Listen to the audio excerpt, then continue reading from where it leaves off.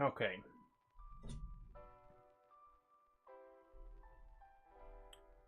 We're live. Hello. We got there in the end. Hello, everybody. Hello, hello, hello.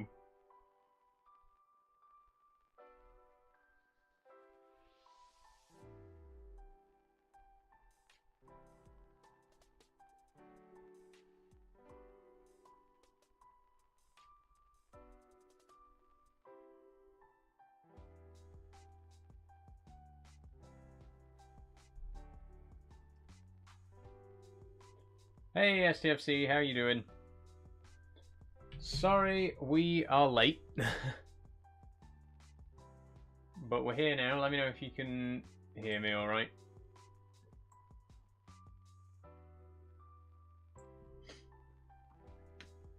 Four hours should still be enough for spiders and Lego. Hopefully, yes, hopefully. Hi, Sophie. Hello. So, welcome back, everybody.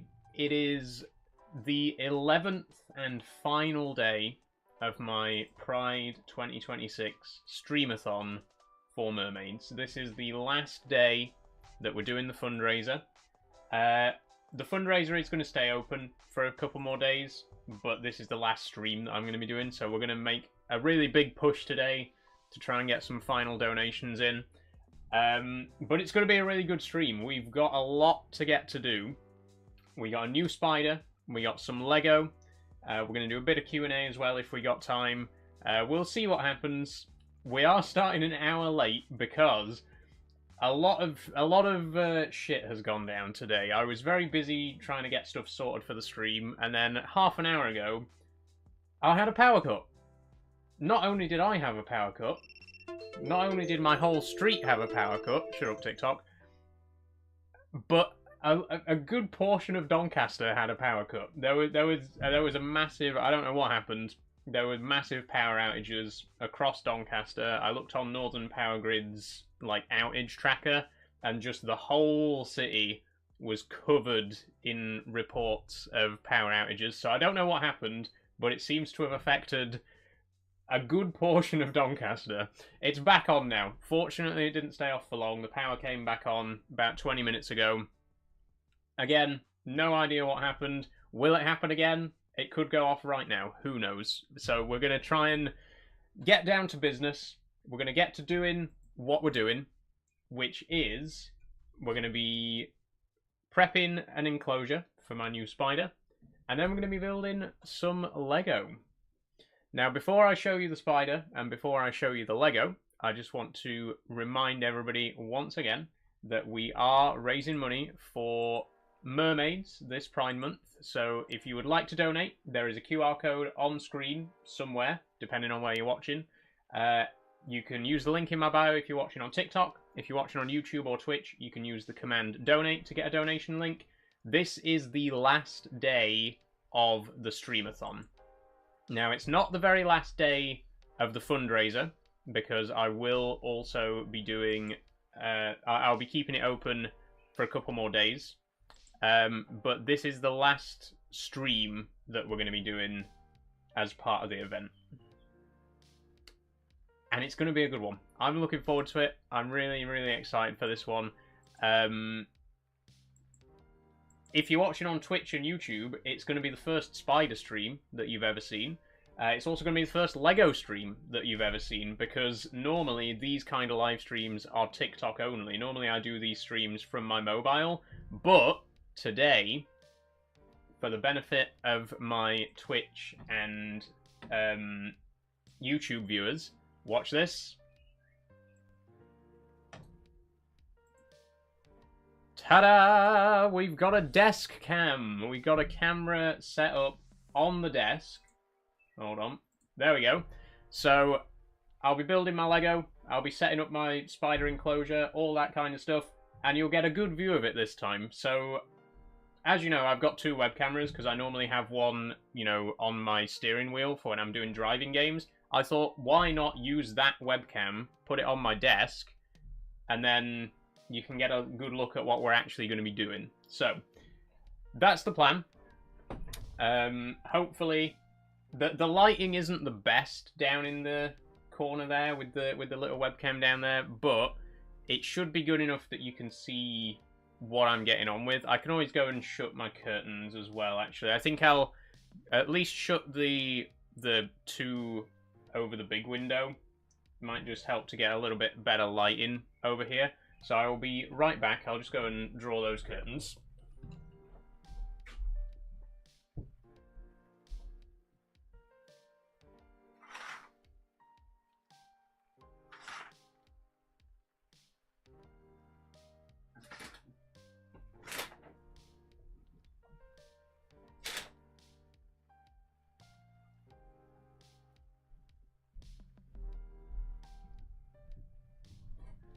That's better, that's better. I think it was this window, the light was shining right onto the desk. But there we go. Hopefully you can see and hear me all right. There is some music as well. I don't know if you can hear the music. It's the same music I use in my breakfast streams. Should be able to hear that all right as well. So if everything's good, we'll get started. Everyone can see me, everyone can hear me. Let me know if there's any issues before we begin. Also, yes, I'm wearing black today. This is a bit outside of my comfort zone, to be honest. I've never really gone for this look before, but I've bought a black dress, I bought black lipstick, especially for the last episode. What does everyone think? It's nice, isn't it? Everything's good? Good. Right. In that case, then, we are going to get started. You'll see me moving my hands a lot now that they're in view of the camera. Frozen? What's frozen, Sophie? Music's very quiet, says STFC, but it's fine.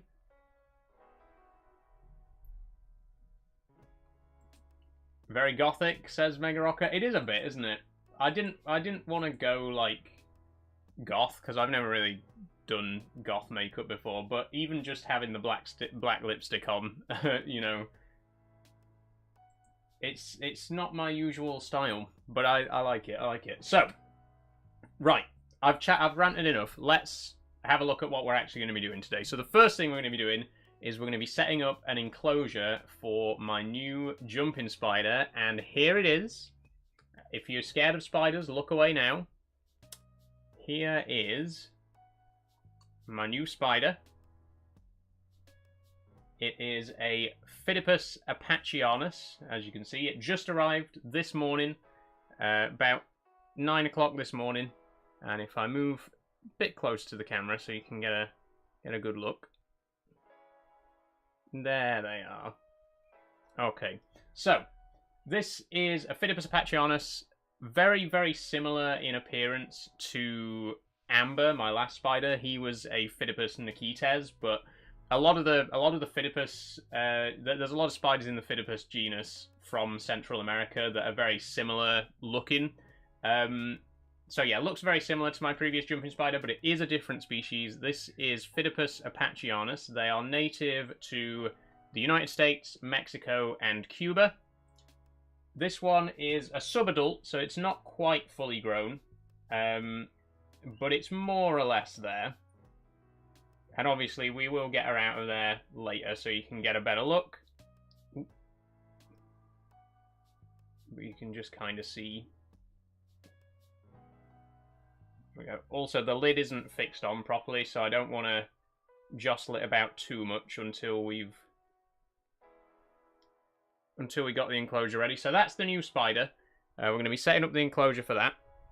And then we're also going to be doing some Lego building later on in the stream. And the Lego set that I've bought is... ta-da! Could it be anything else? So originally I wanted to get the woodland mushroom set that recently came out because it looks absolutely fantastic. But then I thought, it's a Pride event. I'm going to be wearing each colour of the Pride rainbow. So why don't I get this Lego set? It's very thematically appropriate, you know, because we've worn all of these colours over the last couple of weeks, right? So this is the Lego set we're going to be building in the second half once we've done the spider setup. I'm not actually going to build it in this order. Obviously, you can build the colours in any order that you want. I'm going to do it in the order of the colours as we've worn them on the live stream. So I'm going to start with red, red, orange, yellow, green, blue, purple, white, pink, baby blue, brown, and black. We'll do it in the order that I've been wearing the outfits over the last 11 days. But I thought it was the perfect set to build, you know, for a Pride fundraising event. So that's what we're going to be doing in the second half of the stream. And then if we got time, I don't know if we will because we're already an hour behind schedule, but if we got time, we will maybe do a little Q&A, play some mini games, like do the New York Times games like we would do in the breakfast stream. We'll see how it goes. We'll see how it goes. How old is it? Says STFC. The spider, I would say a few months, maybe like 4 or 5 months. They don't give exact ages on the spider shop, because, you know, obviously they breed so many spiders, it's difficult to keep track of the exact birth dates of every single one. They normally sell them based on their how many molts they've had. That's normally how you age spiders. You don't normally go for like, oh, this spider's 12 weeks old or whatever. You measure it in how many times it's molted. So an I5 is a spider that's molted 5 times. And I think they molt about a dozen times, like 9, 10, 11, sort of that many times before they get to adulthood. Once they get to this size, they're called sub-adult, which means they aren't quite fully grown. They've maybe got 1 or 2 molts left in them before they're fully grown. But they normally reach this stage, you know, after a few months. Whether he molts or not, we don't actually know for sure, because I'm pretty sure Luna never molted. I'm pretty sure the entire time that I had Luna, she didn't molt once, which means she was already fully grown. But Amber, he molted 3 times in the time that I had him. So again, don't know for definite. It can be difficult to tell whether they're fully grown or whether they've got 1 or 2 molts left. We'll see, you know, how we go. But yeah, there she is, or he. We don't know the sex yet. I'm gonna see if I can handle them. Hello, mate. Hello.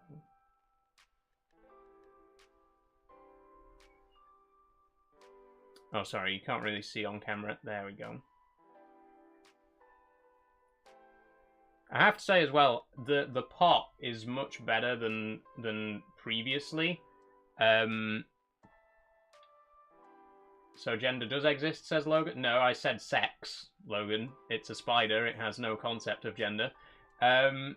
These pots, so previous jumping spiders that I've got, they come in little, like almost like pill bottles, like very small containers, which I can't imagine is very comfortable for them, you know, traveling across country in a parcel in a tiny little package like that. But it looks like recently the spider shops transferred to using these bigger pots, which I'm sure they had a much more comfortable journey from Wales. Oh, someone's reported my live stream. Fuck you very much. But yes, so this is... There he is. I'll try and hold him a little bit closer. There we go. I don't want him running off.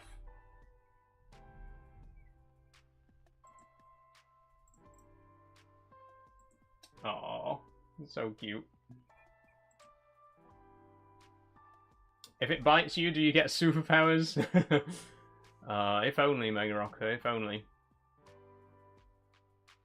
Oh, hello. Isn't it adorable, though? Oh, come on, then. Come on, we don't want you running away. Come on. Okay.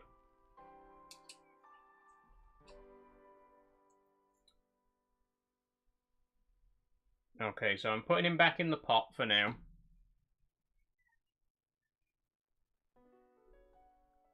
There we go. And we'll just put her to one side. Put them to one side, sorry. Until we get the enclosure set up. So we'll just pop that up there. Okay, now here is the enclosure. You may remember this as being the same enclosure that I kept both Luna and Amber in. I've actually had this enclosure now for over almost 2 years, and it's still in one piece. This is, if you remember back when I first got Luna, this is actually a flat pack enclosure. I had to put it together myself. It's like held together with rubber bands and stuff, and you would not think that it'd be very sturdy. But I've been using this for 2 years. This is going to be the third spider to go in this enclosure, and it's still holding up remarkably well.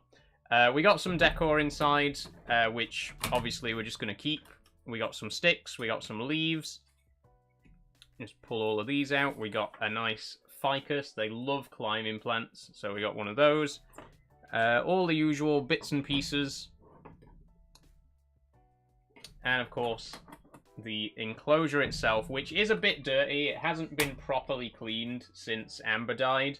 I've emptied out the substrate, but there's like water stains and stuff like that, so I'm going to give it a quick wipe down before we actually start setting it up. If I hold it a bit closer, you can see very, covered in water stains on this side, and it's a little bit dirty down at the bottom as well. So what I'm going to do is I'm going to put the substrate into soak, and we'll give this a wipe whilst it's doing that, whilst the substrate's soaking. How to tell the sex of a spider, says Sophie. Good question. So, sexing spiders is easy if they're fully grown, because once they reach adulthood, the males have sperm sacs on their pedipalps. For those of you who don't know, those little arms that spiders have next to their mouth, that's where they carry the sperm. That's where the males carry the sperm. So when they're fully grown, the males will have really big boxing gloves, like enlarged pedipalps. That's the best way to tell, but obviously they don't have those till they're fully grown, so sometimes a spider might look like, you might think that a spider's female, but then when it gets to adulthood, it's got the pedipalps. That's what happened with Amber, my previous spider. I thought that he was female at first because of the markings, because of the colour of his markings. But then when he had his molt, he got his big pedipalps, and then that's when I realised. But yeah, the easiest way to tell is usually just the size of the pedipalps and the shape of the abdomen as well. Female spiders have a much rounder abdomen, whereas male spiders tend to have a more sort of conical shaped abdomen. That's not universal, but in most cases. Also, I think we'll leave the spider here whilst I do the setup, just so that you can see him. I want to put it somewhere that it's visible but not out of the way. There you go. There we go. Draydog says, so basically ball sacks as cheeks. Yeah, basically. No, that's spiders. I mean, can you imagine? They're more like it's more like if you carried your sperm around in a bag. If you had two little arms on the side of your face that had little, and you held little bags full of sperm in those hands. That's what spiders do. That is literally how spiders store their sperm, in little bags on their pedipalps. Anyway, so with that image in mind, we are going to start doing the substrate. I'll show you what I'm using for the substrate. It is a dehydrated cocoa fiber block. This is what I normally use. Let me just hold it where you can see it. There we go. So these are, again, just sold by the spider shop in little, it's like a little puck. It's dehydrated cocoa fiber. Other substrates are available, but this is kind of the easiest option. I've always used these. All you do is drop it in a jug of water for 10 minutes, mash it up until you've got a nice sort of composty kind of texture, and spread it around in the bottom of the enclosure. That's all you need. I do have a little bit of pre-made substrate as well. This bag here has got some pre-made stuff in it, which is like already the consistency that it needs to be. But there's not enough in there to fill the enclosure, so I'm probably going to just use the cocoa fiber and maybe put the rest of this this stuff in as well, just to fill it up. We'll see how it goes. But yeah, I'm going to put this in some water to soak. While it's soaking up the water, I will give the enclosure a bit of a clean out so that we can start putting stuff in. So just give me a second. I've got a jug right here. Nice big jug. I'm just going to go and pop some water in that, and we'll get started. Back in a sec.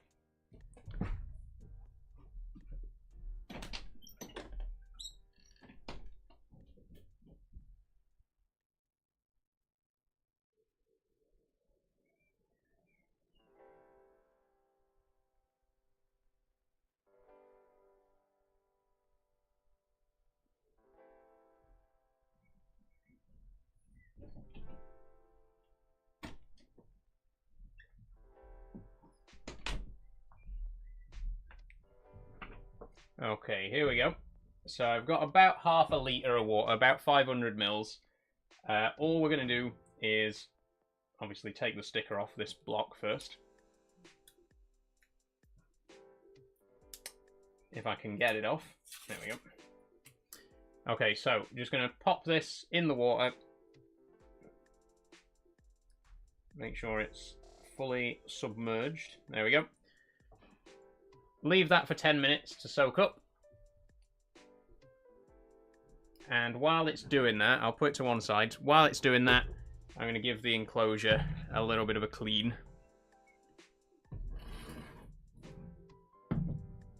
If your spider's being annoying and you call it a dickhead, technically you're right. Kind of. Okay, so here we go. I'm going to clean up some of these. I've got a fresh sponge. I'm going to dip it in the water so that it's just wet enough that we can start wiping. Oh, it's going to be a bit squeaky, I'm afraid. Get a bit more.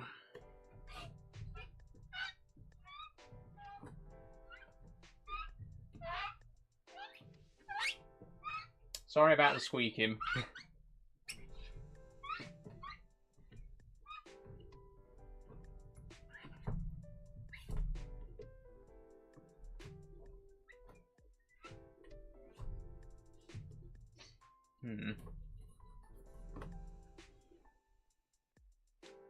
See, I don't want to scratch the plastic. I don't want to rub too hard and scratch the plastic.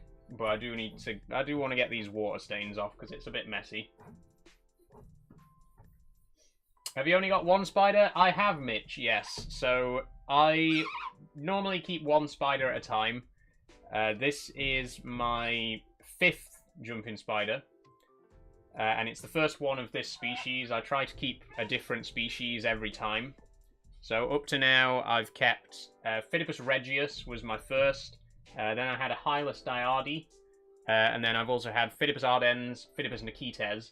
And this is a Phidippus apacheanus.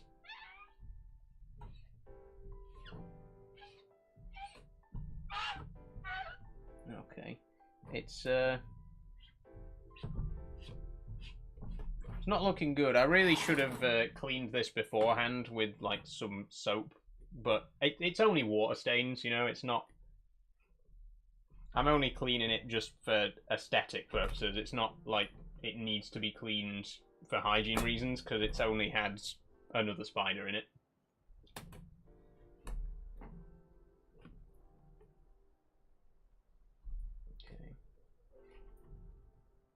Will it grow much, says Mitch? Probably molt maybe once or twice, so it could get a tiny bit bigger, but not too much bigger than it is now.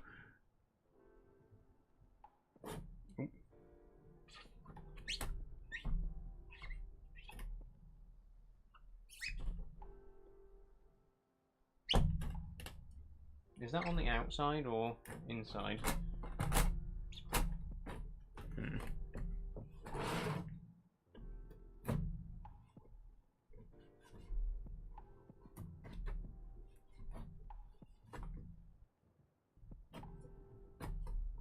Yeah, there are some stains here that are a little bit more tricky to remove. I probably should have cleaned it beforehand.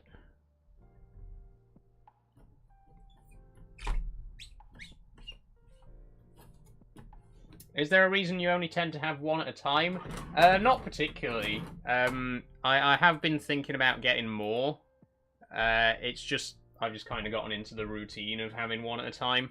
But I would be interested in keeping more. Most people do. Most people don't just keep one at a time. Most people have, like, dozens of them. I don't really have too much space for loads of them. I could maybe, like, have space in my room for 2 or 3 more enclosures. But I don't have room to have, like, a room full of spiders. It would be great, you know. Some people have an entire room in their house that's just 50 spiders. I would love that, but I don't have the space for it. So I just have one at a time for now. Okay, a bit more water.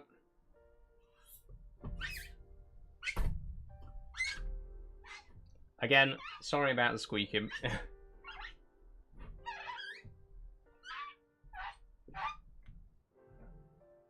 Right. That's the best I can do for now. It's marginally better.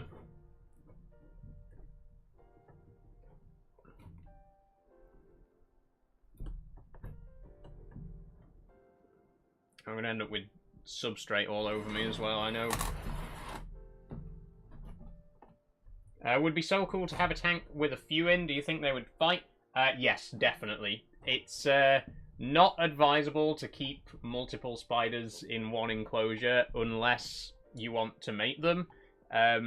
Obviously, when you're mating spiders... I'm not an expert. I've never mated spiders before. You do have to keep a very close eye on them because the females do usually eat the males after mating. The only spiders that you should have in an enclosure with each other are social species, and there are very few of those. There are very few species of spider that, like, live in groups. There are a couple. There are, I forget the name, but there's one species of tarantula that lives in groups, and you can keep, like, a dozen of them in a tank, and they're just chill with each other. But almost universally, spiders are very solitary. You should not keep 2 spiders in the same enclosure with each other, in most cases.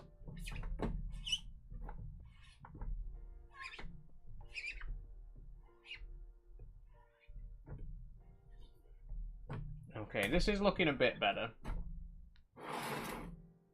It's not perfect, but it doesn't have to be, you know. Just has to be good enough.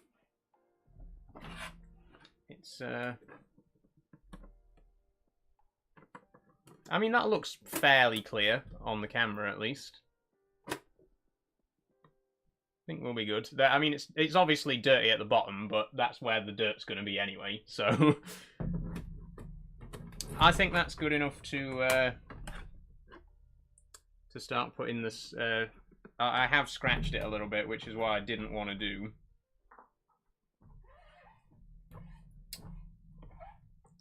But I think that's good. I think we can start putting the substrate in a second. Okay. Pop this to one side. Get the substrate out. Here's the messy bit. Is this ready? Yeah, okay. I've splashed it immediately. Oh, delightful. It's a brand new dress.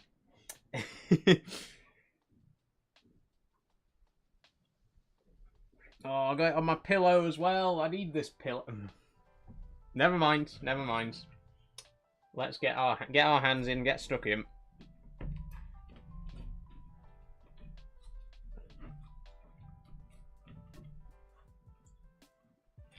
Do you have a name for it, says STFC? Yes, I will tell you the name that I have in mind in just a moment. Okay. This is good. I think we got a good amount of water in there.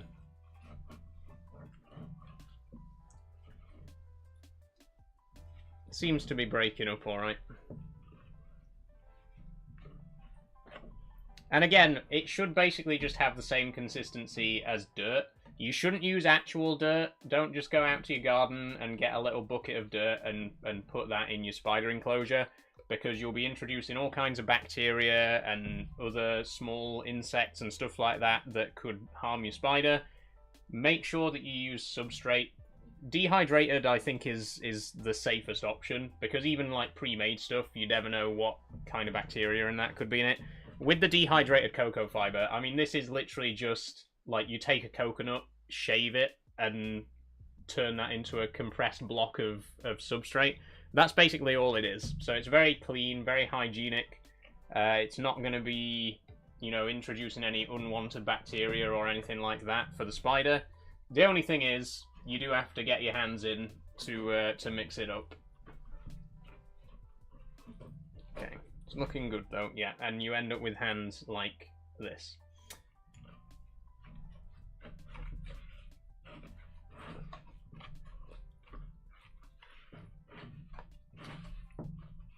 Okay.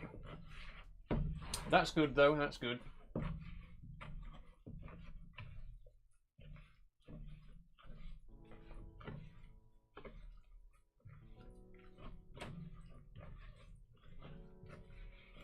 Think we might have got exactly the right amount of water, because there doesn't seem to be any water like pooled at the bottom. It seems to have all been soaked in.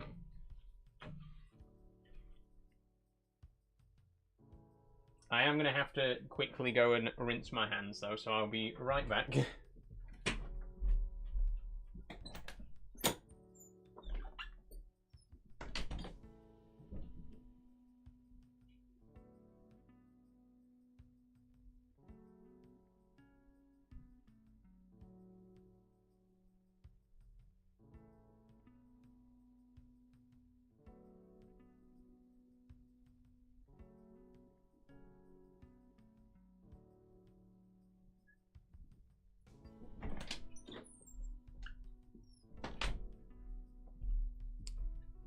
There we go.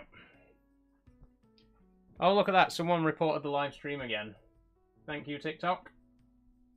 Okay, restart number 2. I know someone's doing it deliberately just because it's the last day of the fundraiser and they've been waiting until now to start winding me up. But we have had the live stream reported twice already on TikTok for promoting purchases outside, for product placement, basically. I don't care though, I'm just going to keep relaunching it every time that happens. There we go. So, substrate. There it is. You really can't see. There you go. It doesn't sound very nice. It sounds very squelchy. But there it is. There's the mixed up substrate. So we're now going to get this into the enclosure. Let me keep the towel on hand because I'm going to get my hands dirty again. Here we go. I'm going to move the spider for a second because I don't want to knock it over. Pop you up there, mate.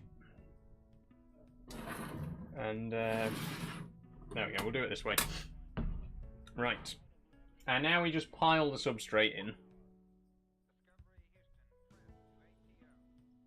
And with each handful, I'm squeezing as much moisture out of it as possible. We don't want it to be too wet. So I'm just grabbing a handful, squeezing out any water that's in there.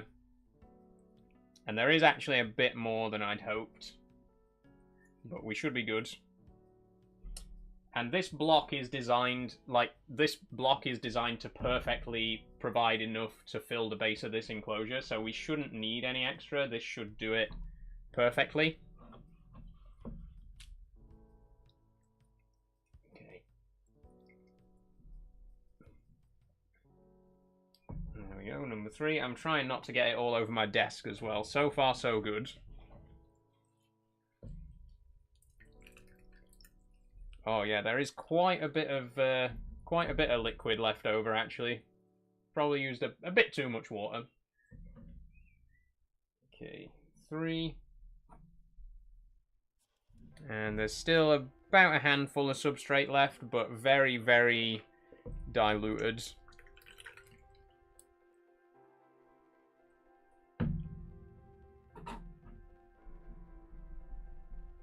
Okay. I'd say that's good. I'd say that's pretty much perfect. Will I get any more out? The tiniest little bit.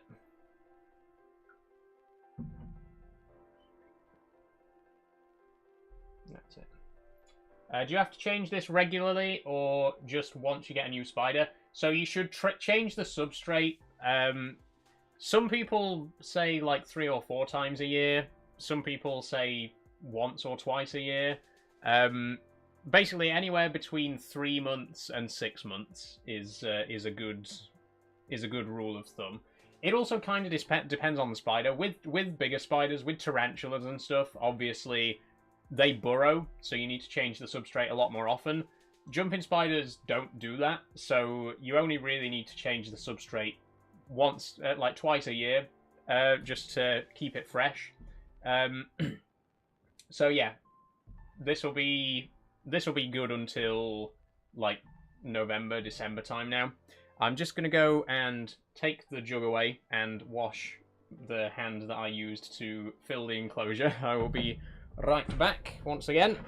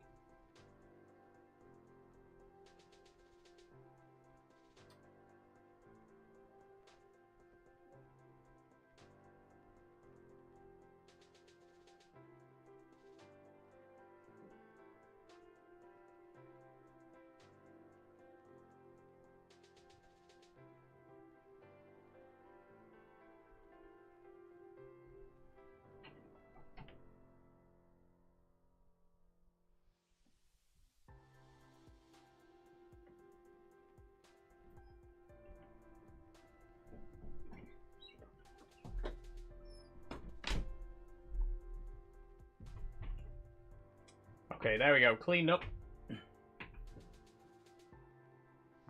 How big will the spider get, says Logan? Not much bigger than it is now. Pretty much, it's pretty much fully grown. Okay, but now we have filled the enclosure with the substrate. Let me just wipe away this water. Shut up, TikTok.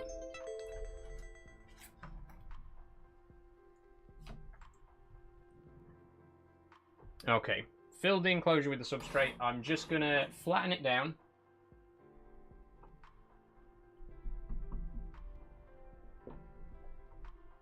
Make sure that it covers the base evenly.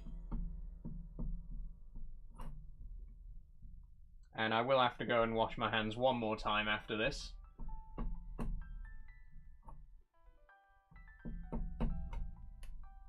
Just pushing it down with my knuckle. Try and make sure it's nice and flat all the way around. Get down into the corners.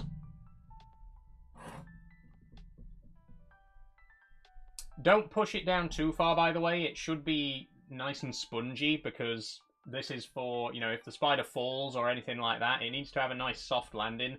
Don't compress it as far as you can. It should have a bit of spring in it. There we go. And that should be... That's nice even coverage, I think. I don't think I'll wash my hands this time. I'll just use a bit of toilet roll.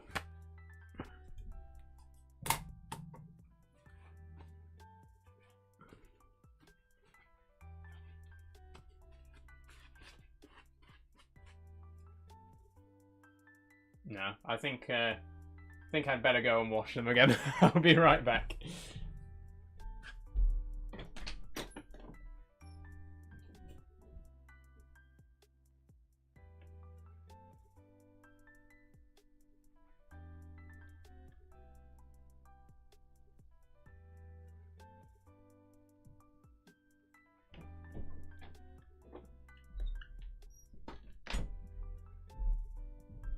There we go. Okay, so as I said earlier, it is a bit of a messy job. You need to be ready to get your hands dirty a little bit.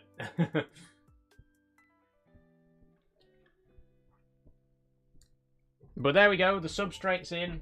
We got a nice, nice even coverage there. And honestly, it maybe could be a little bit deeper. We do also have some like pre-made soft substrate that I could put in. But I think for now, just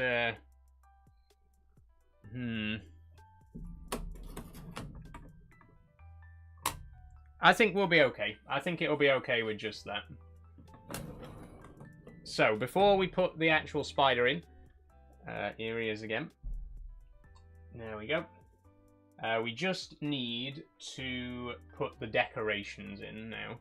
So, we put the spider somewhere visible. There we go. Okay, so hope all's well. It's all well so far, Charlie. Yeah, thank you.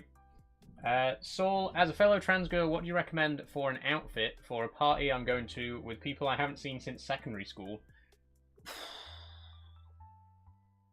I don't know. I don't know, Sophie. Is it like, when you say outfit, do you mean like a costume party or just a nice outfit in general? Oh, are you looking at? You looking at the camera? No, he's looking at me. Okay, so plant-wise, we have some sticks. These are always good. We got like a nice thick piece of tree bark there.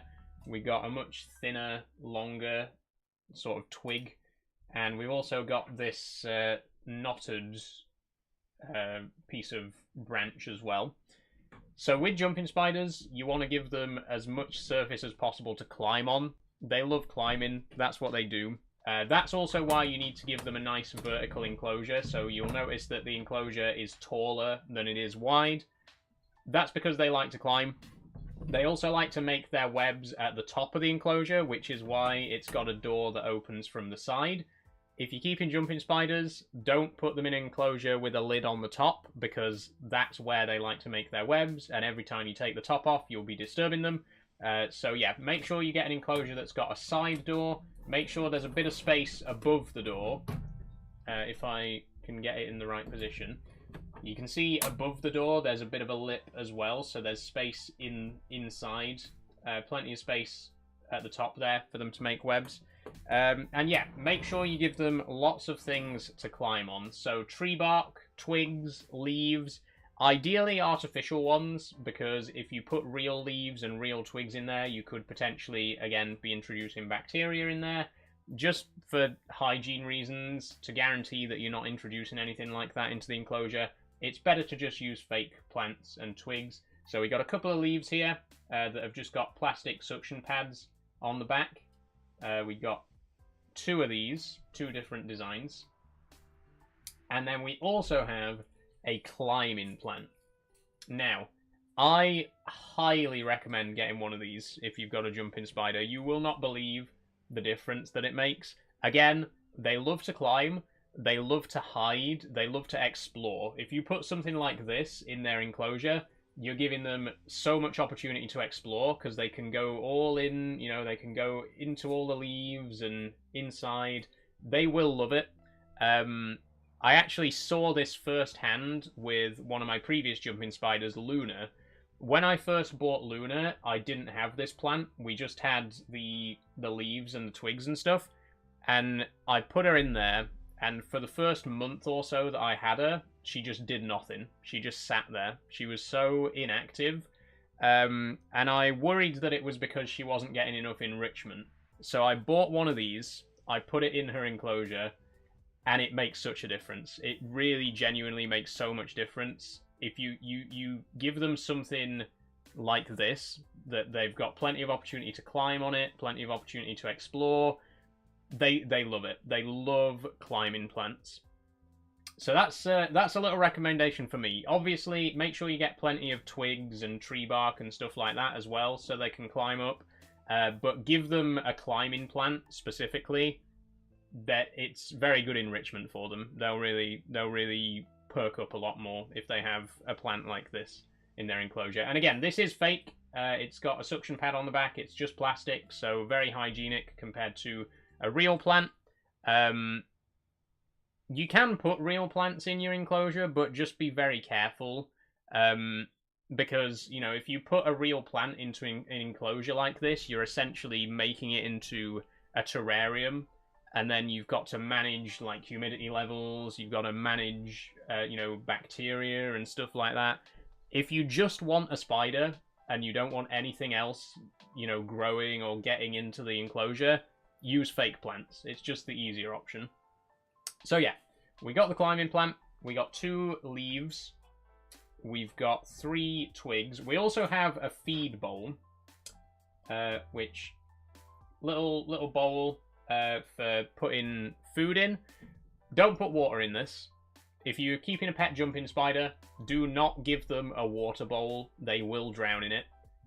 Look at the size of the spider. Hold on. Look at the size of the spider. Look at the size of the bowl. If you put a bowl of water this big in that enclosure, that spider is going to drown in it. So don't do it. They don't need water bowls. Tarantulas do. Again, bigger spiders, they need a nice dish to drink out of. Jumping spiders do not need a water bowl. Just use a spray bottle, spray some water on the side, they'll drink the droplets. Do not give them a water bowl because they'll drown in it. I'm not speaking from experience. Fortunately, I've never personally lost a spider to drowning, but it can happen, and I've heard many stories of people losing jumping spiders because they've had water bowls in their enclosures. So don't, you know, this is for food. This is for food. You can put a mealworm in it, makes it harder for the mealworm to escape, so it's easier for the spider to catch. Whatever, just don't put water in it. Sophie says, just a coming together party with drinks and food and music. Then wear whatever makes you feel comfortable, Sophie. You know, go for it. Just go all in. Whatever you want to wear, go for it. Honestly, I mean, I've never had like a school reunion or anything like that. But if I ever did, I would be going all out, you know, I'd be flaunting it. I'm just saying, I would be going in there like, look at this. You remember that fucking nerdy arsehole, Saul Ashbridge? Look what happened to her. I would really be showing off at a school reunion, let me tell you right now. So just wear what you want, you know, go for it. Don't worry about what other people are going to think. Just wear what makes you feel comfortable and have a great time. Have a great time. And like Screwy says, I'm sure whatever you wear, you'll look stunning. Hope it goes well. Hope it goes well for you. Anyway, back to the spider. So, we're going to start putting the decor in. We will start with... The climbing plant is the biggest, so it's probably best to get that in there first and decide where we want to position it. I'm thinking... Oh, it's a little bent out of shape, actually. Can we... Okay, so I'm thinking putting it at the back would probably be best.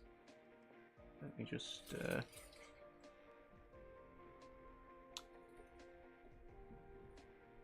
I think with Amber we had it at the back.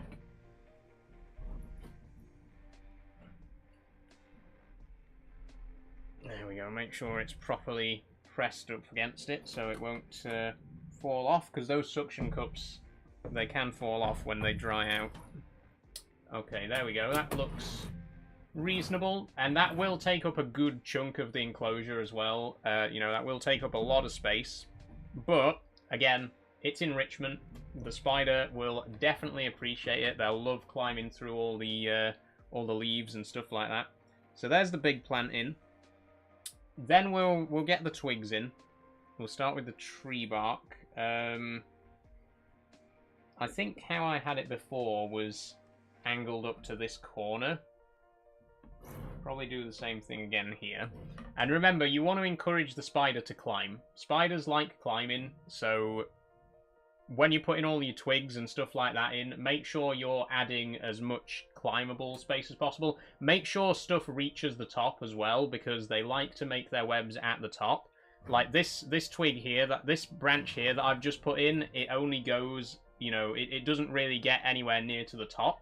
So this longer one, I'm going to make sure that it reaches as close to the top as possible. You know, give it more purchase when it wants to climb up. We'll probably put that sort of diagonally across the middle there. There we go. And you can see that gets a lot closer to the top. Will the spider grow massive, says Chelsea? It won't. No, it won't get much bigger than it is right now. So this is what they call a sub-adult, which means it's pretty much fully grown. It'll maybe molt once or twice. My last jumper, Amber, molted 3 times before he was fully grown. But it's pretty much there. It won't really get much bigger than it is right now. A little bit, but not much. Also, he's still a bit shy. Still a bit shy. You've seen him move around, though. You've seen him. You know that he is alive. Don't worry. Okay, next I'm going to put in the knotted piece. They love these as well. My last one loved climbing on this. I think we'll go maybe something towards the front corner. Something like that. Again, I'm sorry the light isn't the best for my desk cam. In fact, what I did before is I put in one of the leaves and then I had this leaning up against it. So I think we'll do the same thing here. I'd be terrified, but it's cute. They are very, very cute. I think spiders are so misunderstood. I used to be terrified of spiders myself. I could not stand them when I was younger. But I at the same time, I always thought they were very interesting, and I was always kind of curious about them. So about 5 years ago, I got my first jumping spider, and it's changed my opinion of spiders as a whole. You know, it's really made me appreciate spiders so much more. They're so amazing. They're so misunderstood. I think a lot of people are scared of spiders because they're told to be, you know what I mean? I'm not saying that there aren't people out there with genuine arachnophobia, but I think a lot of people are scared of spiders because their parents are scared of spiders, you know what I mean? Like, if you, as a 5-year-old, see your mum freaking out about a spider, it's kind of conditioning you to be afraid of spiders as well, you know what I mean? And I think a lot of that fear is, like, just passed down through generations. Which is why, you know, my nephew, he's 4. I've really tried to help him to understand spiders because I don't want him to grow up being scared of spiders. And he loves them. Whenever he comes to visit, he always wants to see the spider. But yeah, I just think they're very misunderstood. They're very fascinating. Where am I going to put this? I guess there. I'm not sure about... Oh, maybe higher, actually. Maybe this one should go higher. How long did it take Amber to feel comfortable? Because Amber was scared for a bit. Luna did not settle in at first. Luna really didn't settle in the beginning. Again, I think it's because the decorations, because she didn't have a climbing plant. She didn't really have as much space to explore, so she kind of just moped about. You've got to give, you know, jumping spiders are very curious. They love to explore. You've got to give them plenty of opportunity to explore. So with something like this, you know, it can climb on the leaves, it can climb up the climbing plant. There's plenty of sticks for it to climb up. You've got to make sure, you know, again, just make sure that it's got space to explore. If you just put it in an empty tank, like this little capsule that is in here, this little tub that it's in, if it just stayed in there forever, it'd be a pretty miserable life, right? So if you put it in a big tank that's just as empty as that, it's, you know, it's kind of the same thing. You've got to give them places to explore, give them stuff to climb on. The more enrichment you give them, the happier they'll be and the longer they'll live. I mean, happy obviously is a bit of a anthropomorphization. They don't feel happiness, but they do genuinely live longer, and they will appear to be more kind of full of life if you give them enough enrichment. Again, it's not like happiness as we'd understand it, but you will notice a difference in their demeanor if you give them the correct enrichment. So, this is looking pretty good. I think possibly this leaf here I might lower just a bit.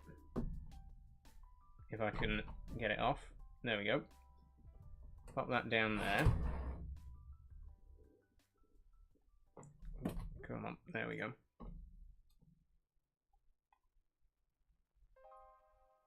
Let's go there.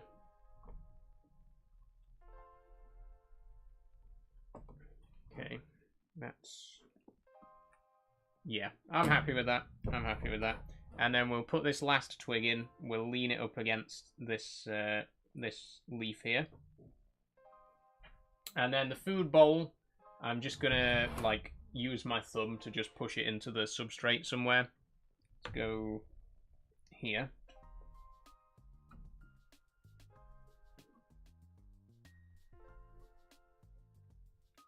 And that's it. The enclosure is ready.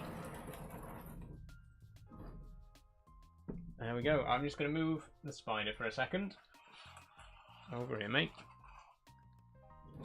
There we go. So there's the enclosure. Once again, plenty of climbable surfaces, plenty of space. It's difficult to get a good view of it at this camera angle. But there we go. Again, plenty of opportunity to climb, plenty of space. If I open the door so that the light's not shining on it. There we go. Right. I think we're ready to pop the spider in there then. One of the plants has just fallen down. Okay, hold on. I'm just going to spray the sticky pad with a bit of water. There we go. Hopefully that'll make it stick a little bit better.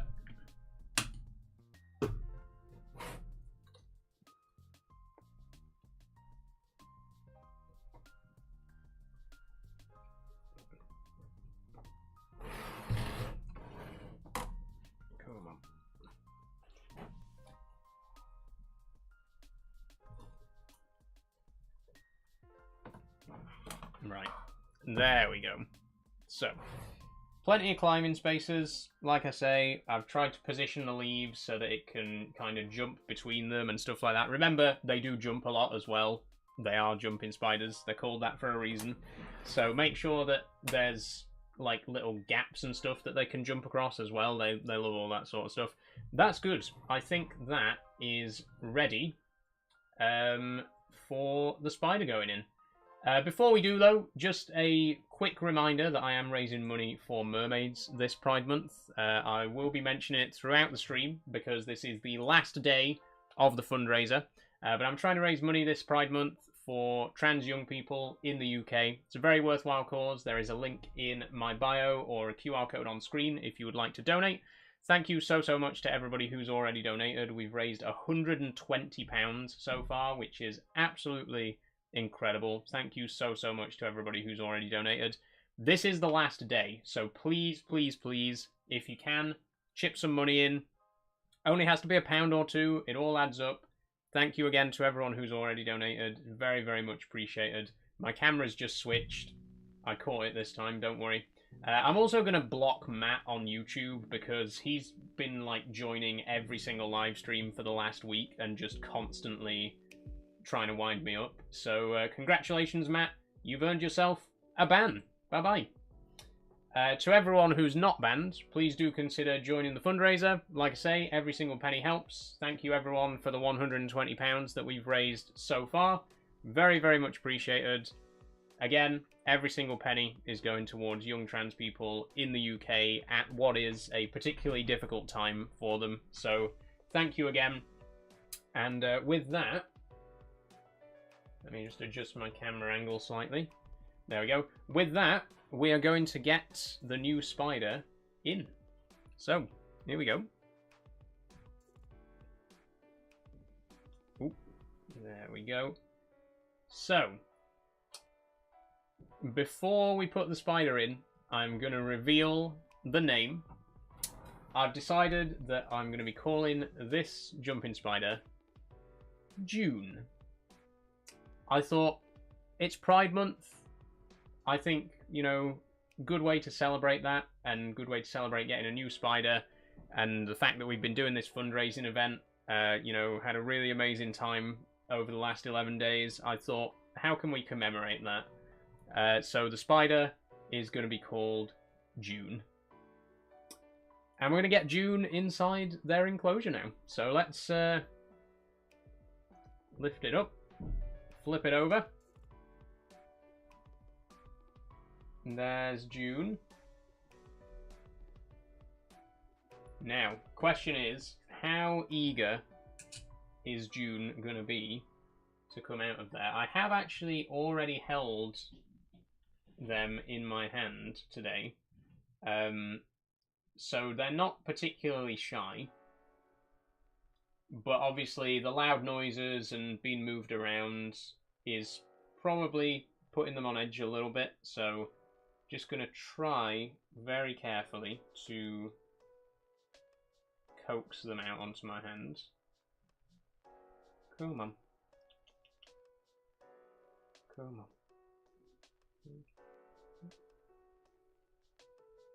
Come on. Oh. That's it.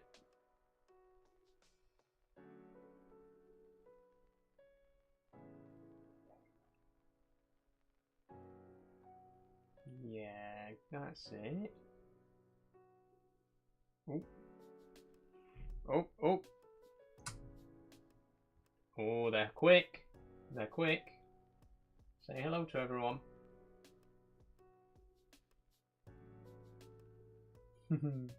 Oh, aren't they gorgeous?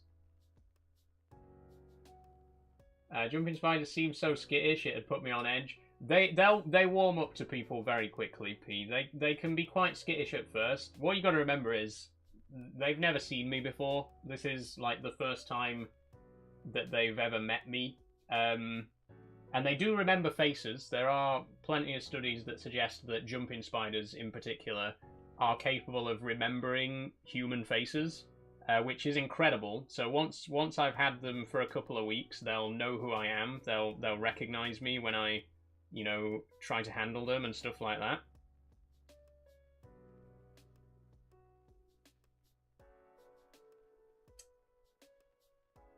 They look so much like Amber though. Like really, really look like Amber.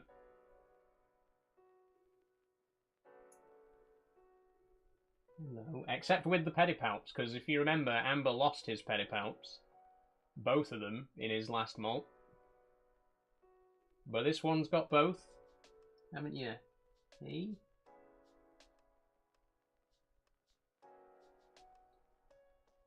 Hello. Oh, it's looking at me.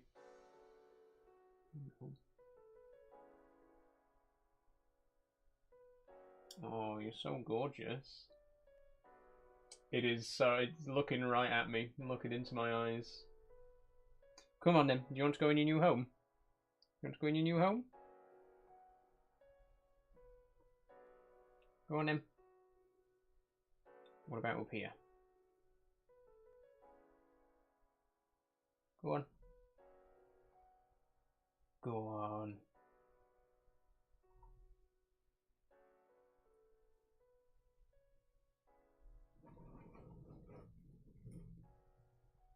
You gonna go onto that leaf?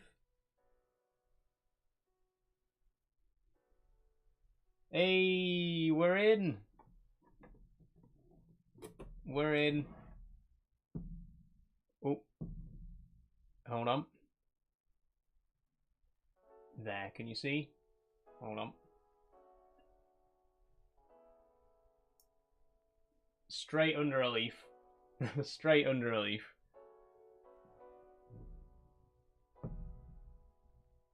Oh, hello. So I don't know how well you can see on the camera right now. Let me move a bit closer. But they're just there. Oh, there they go.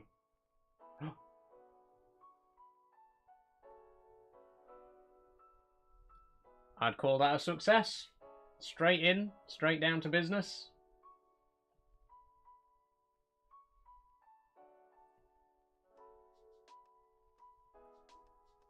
Hold on. Move back a bit. There we go. Just there.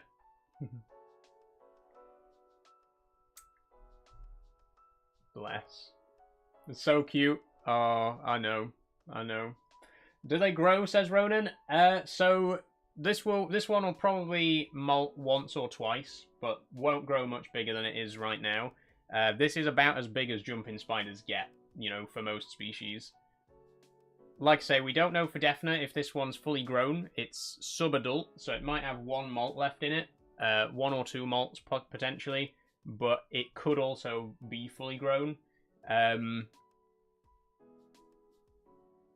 I think it's probably got another molt left in it. It doesn't quite look fully grown to me. I think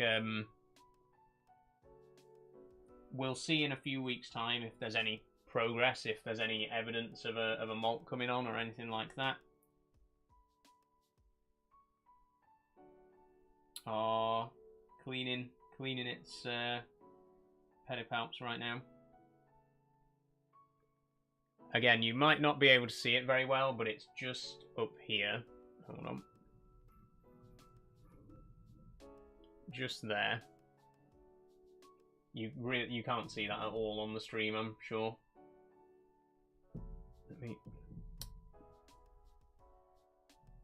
It's gone straight to the top.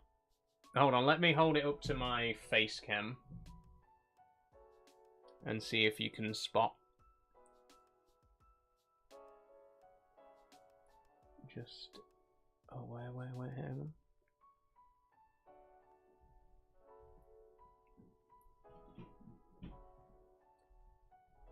No, you won't. I can't get a good angle, but it's gone straight up to the top corner. It's just sort of here-ish. Will they make a web, says P? Yes, very soon. So they'll take a look round. What they normally do, once they get into a new enclosure, is they'll climb up to the top. They'll get as high as they can. They'll walk around the top lip, like, several times. Just go round and round and round. That's kind of setting up almost like the guide ropes. Like, they'll put web along each of the 4 corners, like the 4 top edges. And then once they've done that, they'll start climbing downwards. And because they've already made this kind of network of lines at the top, they can then quickly climb back up if they drop down or anything like that. So that's the kind of behavior that you'll normally observe once you've set up the enclosure. Like I say, you'll see them just walking round and round in circles for a while around the top edges. And then a few hours after that, they'll start climbing down and exploring a bit more of the general area. I'm going to go and eat. I'll see you in 30 minutes. No worries, Sophie. We'll see you soon. So yeah, I am very satisfied with that. I think, you know, we got the new spider in there, and they seem happy enough.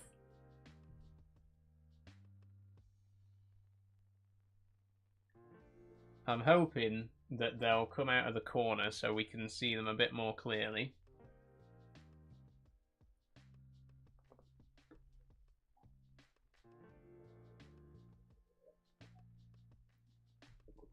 But that's gone pretty smoothly, to be honest. Pretty happy with that.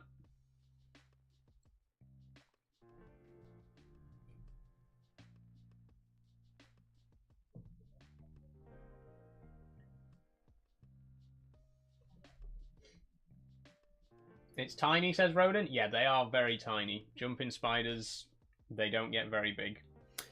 So, before we move on to the Lego portion of the stream, which is what we've got up next, just if anyone has any questions about the jumping spider or questions about jumping spider care in general, feel free to ask. To give you a bit of information about this spider and all the equipment and stuff like that, I get them all from a place called The Spider Shop, which is in Pembrokeshire.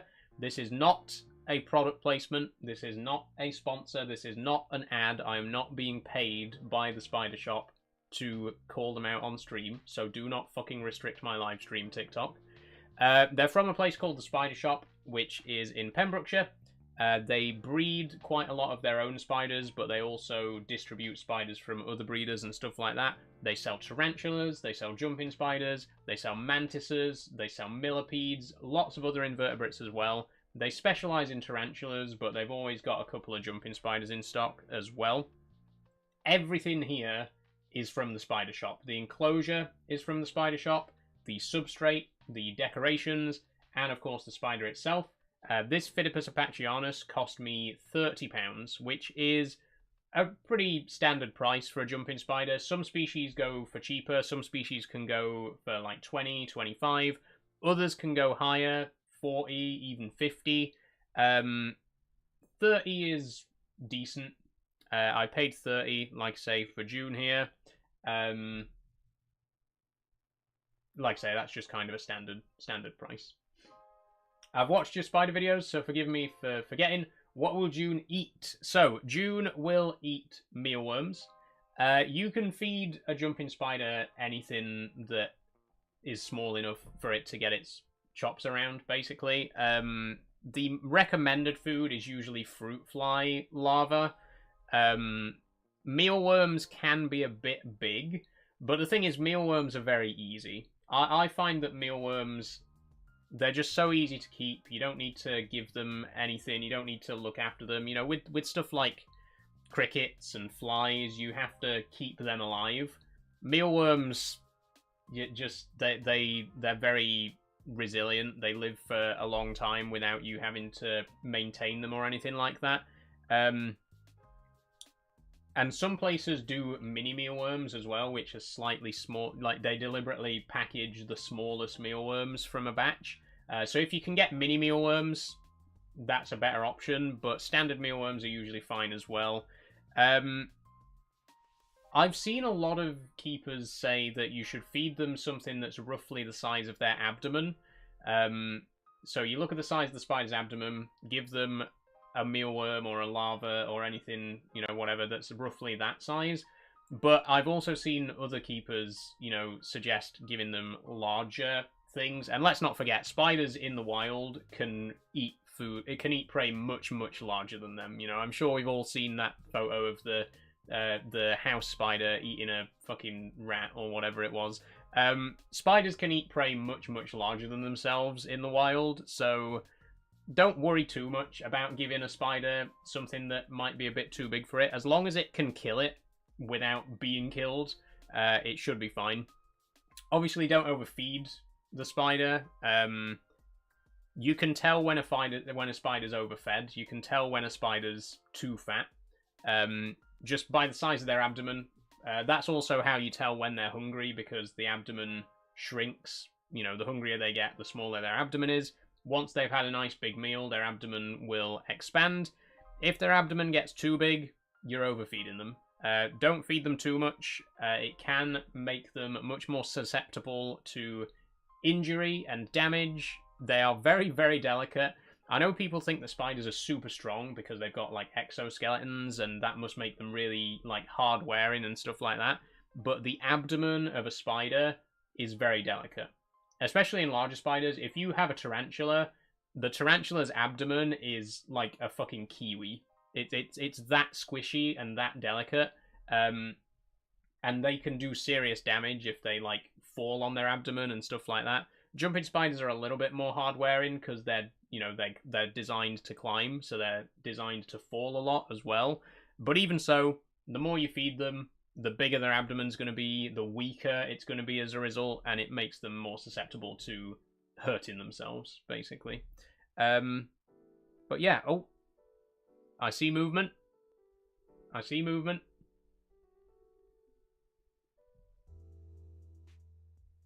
There we go. I think they're going to start doing the rounds now.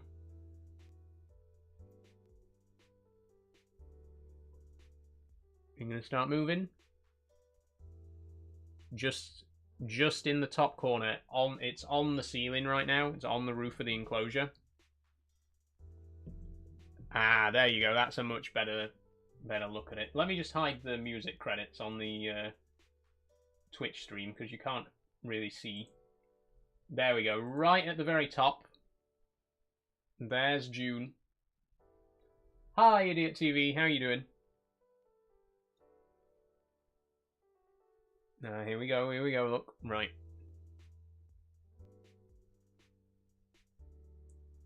So what's most likely going to happen now is it's going to start walking along the edge, and like I said earlier, it'll walk around the top edge, and it'll do that several times. It'll just go round and round the top edge, and then it'll start heading downwards once it's set up the kind of guide ropes and the lifelines. Hello. Hello.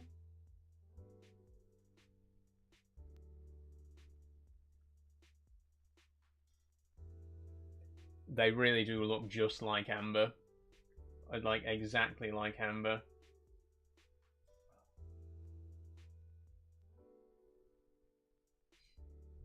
Oh, sorry. Thank you for letting me know about that, Charlie. There we go. Okay. Any other questions? Because I think if there are no more questions... Oh, looking at me again. If there are no more questions, I'm about ready to move on to the second half of the stream, which is the Lego building. But if anyone has any other questions about jumping spiders, please do feel free to ask now before we finish up. Hello. And of course, it goes without saying, I will keep you updated on June. You know, I'll be posting photos and stuff like that in the Discord. I will hopefully be making some more videos because we haven't made a jumping spider video in ages. You will see more of June. They're not just going to be put on a shelf and forgotten about. People always love asking me, you know, how's the spider? Can we see the spider? Etc. etc. You will get plenty of opportunities to see June. Whenever you ask, you can see June. How long does it live for? So, most jumping spiders live for between 1 to 2 years. Some can live a bit longer, some can push 3 years. Males tend to live shorter lives than females. So, for any given species, a female you're looking at like 2 years, a male a year to 18 months. My last jumper, Amber, we had him for 8 months. No, we had him for 9 months, and he was already about 6 months old. So he was probably about a year and a couple of months old. But Luna, before that, we had her for 11 months, and I estimated that she was about a year and a half old. So again, the females do live slightly longer, but for most species, you're looking at between 1 to 2 years. And of course, it depends when you get them as well. June is more or less fully grown, so, you know, they've already done most of their growing up. They've already essentially had their entire childhood. Hello.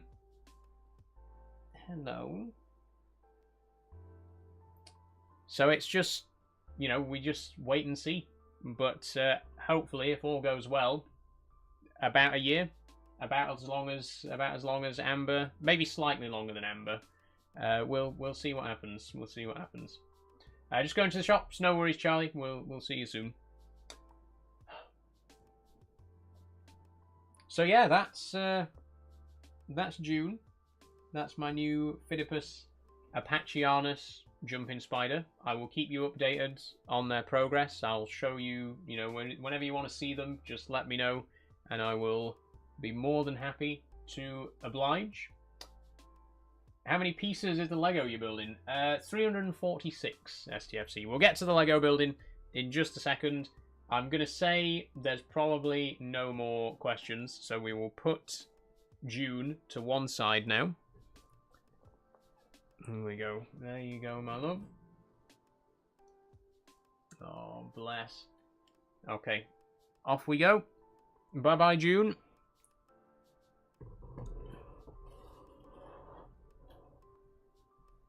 And we'll just leave them in there to get settled in. I will, as soon as they are settled, I'll put some photos in the Discord. I was going to make, as well, I was going to do an emote of June for the Twitch chat. But they look so much like Amber, the emote would look exactly the same. So I might hold off, see if their markings change when they molt or anything like that. But yeah, like I say, I'll keep you updated. I'll post photos and stuff like that and make videos. I will keep you up to date on June's progress. Am I okay to get an invite to the Discord? Yes, JG. Oh, there's no link in the chat. There's no link on my profile, is there? Because we've currently got a link to the fundraiser there. I will send you... I will put a link in chat now.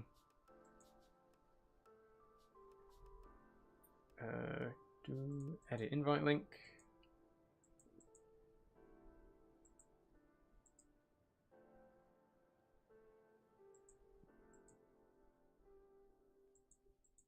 Okay.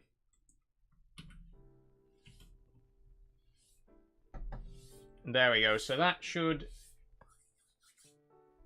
Oh, I'll pin it as well. That should get you into the invite server. It won't let me pin it. TikTok doesn't like you putting hyperlinks in the chat. But hopefully you can see that alright. My VHS video did so well I ordered 2. Didn't realise how popular that kind of thing was. Yeah, they're everywhere. They're everywhere. Did you call it June because of the month? I did, Official Goat Gamer, yes. So I wanted to call the spider June, you know, in honor of this month and in honor of the fundraiser that we've been doing. I just thought it was an appropriate name to give him. But yeah, that's June. That's my Phidippus apacheanus jumping spider. I will share pictures and videos and all that kind of stuff as we go on. But putting that to one side for now, we're going to move on to the second half of the stream, which is going to be the Lego building. So, here's the Lego set. We're going to be building the Everyone is Awesome, which is set number 40516. You're probably aware of this set by now. It's been out for a few years, but I thought, you know, with the fundraiser, we've been wearing all these different colours over the last couple of weeks. Perfect opportunity for me to build this set. So I bought it. We're going to build it. It's got loads of figures in it, but it's kind of a small set, really. We aren't going to build it in this order. Like I was saying earlier, we're going to build it in the order that I've been wearing the outfits. So I started with red, and we're finishing with black. I'm wearing black today. We're going to do it in the same order that I've been wearing them. How much was the set? I think this set's £35. Let me just double check.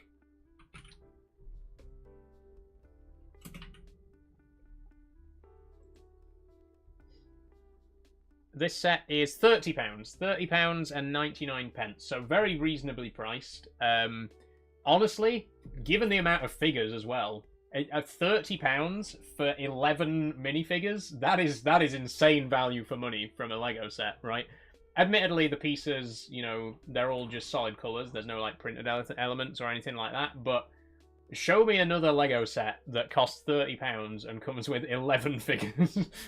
That's some value. And even the piece count, like, it's a good price for the piece count as well. So yeah, this is the set we're going to be building. We're going to open it up right now. Oh, it doesn't have the thumb things on it that Lego sets normally have. I'm going to have to cut through the tape. Where's my craft knife? I'm not going to get permanently banned from TikTok for showing a craft knife on stream, am I? There we go. Oh shit! I've opened it at both ends. I don't. Why did I just do that? I've just fucking opened the box at both ends. Well done, Saul.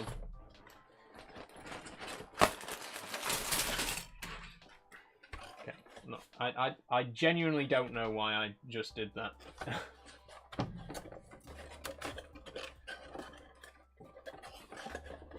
Okay. Makes it easier to fold the box and store it. That's true. That's true. Okay, so this is Everyone is Awesome. It's got a few big white plates in it. There's the instruction book. And what's this? What's this little booklet in it? Hi, Perrin. How you doing? This is a... We are in the process of switching from plastic to paper-based packaging. Oh, well, I already knew that. So this is all plastic, but it's an older set. Like I say, this set's been out for a few years now, so all of the packaging is plastic. Obviously, on newer LEGO sets, they've pretty much entirely switched over to paper now. But this one does have plastic bags. And they're not numbered. The bags don't have numbers on them either, which is very unhelpful.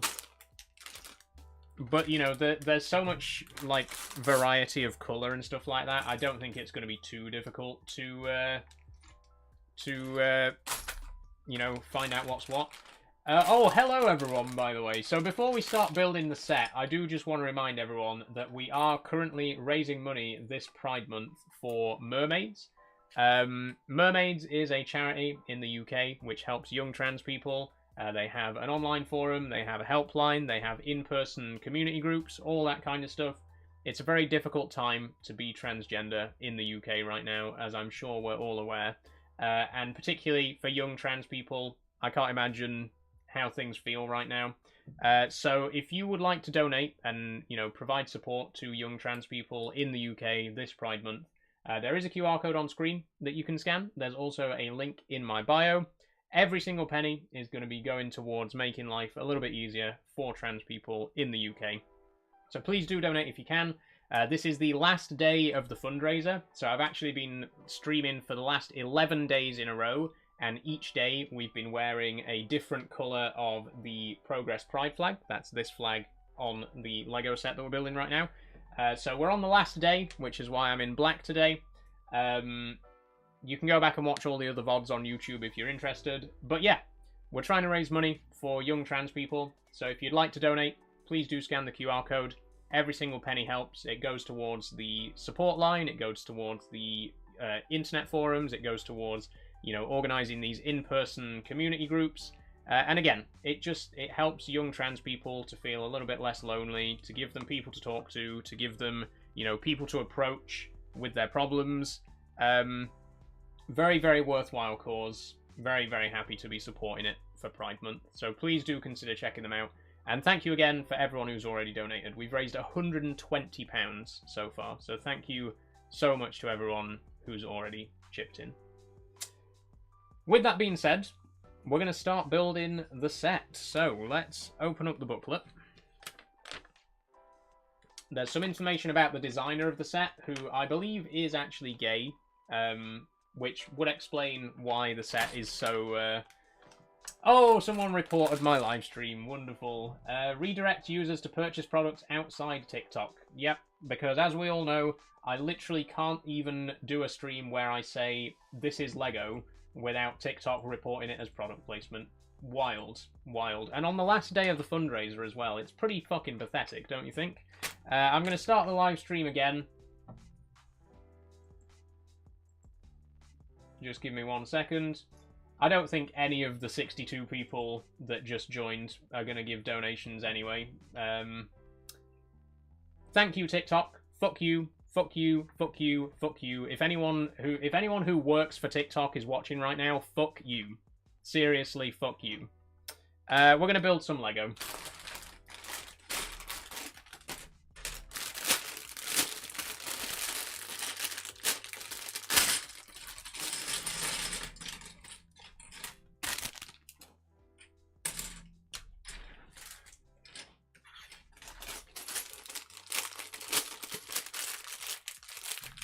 Got a nice turquoise brick separator. That's very appropriate, isn't it, for the fundraiser?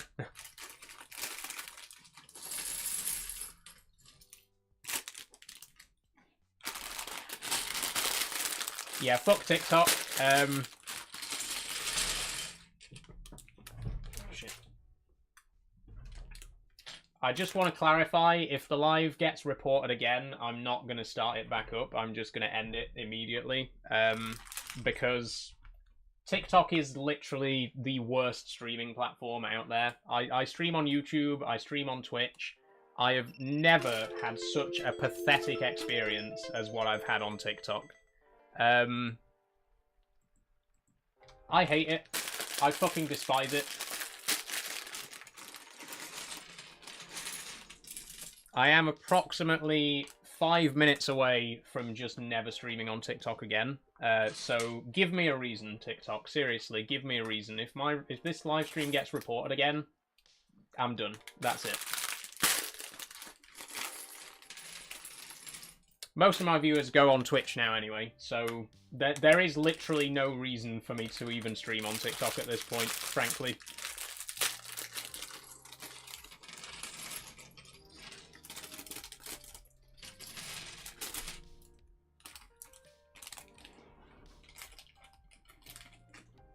Okay. There we go. So, here's the Lego. There's a lot more. It looks more than I thought there would be, but I guess when it, once it comes together. Let's take a look.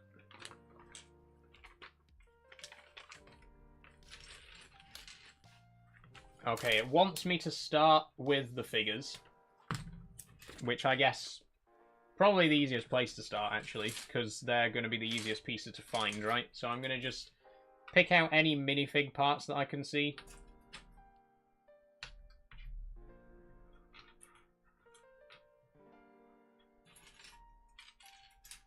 Recreate room 221. Lego, says Titan. Yes, hello Titan. This is the first Lego building stream that I've ever done on Twitch, by the way. They used to be TikTok only. But then TikTok decided to provide the worst fucking user experience of any social media platform on the planet. And I'm on Twitter.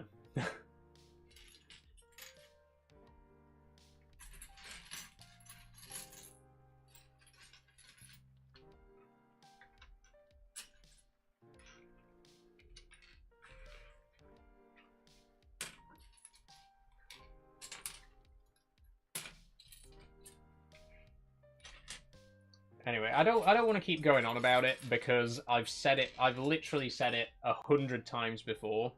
You all know my thoughts on TikTok at this point. You all know that every day I genuinely sit there and think to myself, should I just stop posting on TikTok forever and just stick to Twitch?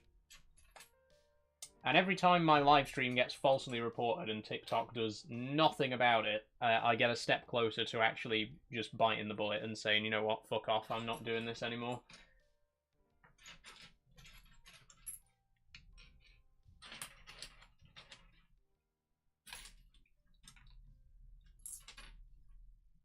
Anyway, this is supposed to be a fun stream. I'm going to stop whining. This is supposed to be...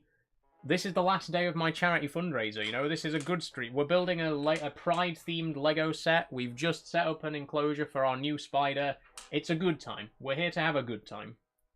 So let's focus on building the Lego, shall we? I'm just currently making sure I've got the parts for all the minifigures out, because we're going to start by building those.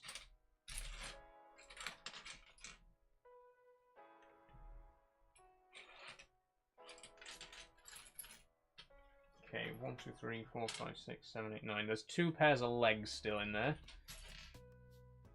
There we go. 1, 2, 3, 4, 5, 6, 7, 8, 9, 10, 11. We got all the torsos.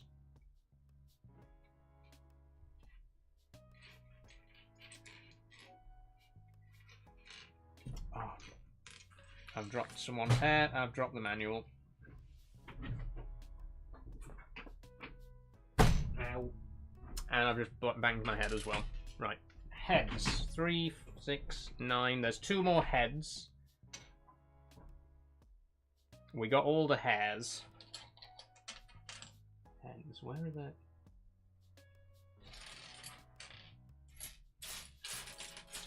Ah, there's a head. And 1 more. Blue. There we go. Okay. I've got all the minifig parts. Is that the rainbow set? It is, Titan. It's this one here. It's called Everyone is Awesome. Here's the build.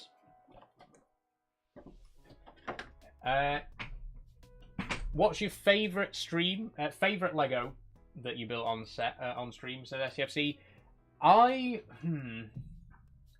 don't know. I mean, my favourite set to build, I think.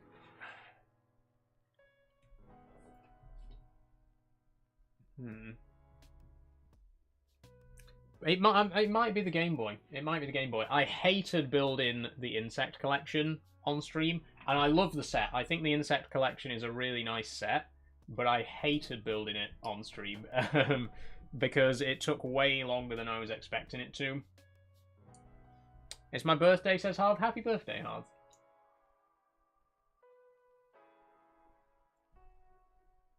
Okay, minifig number 1. Got fucking David Tennant hair, 10th Doctor hair. That's the red one.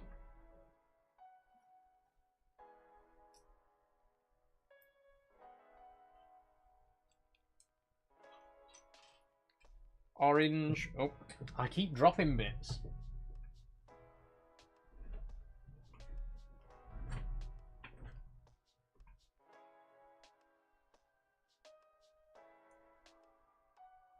Okay, orange has got a nice ponytail.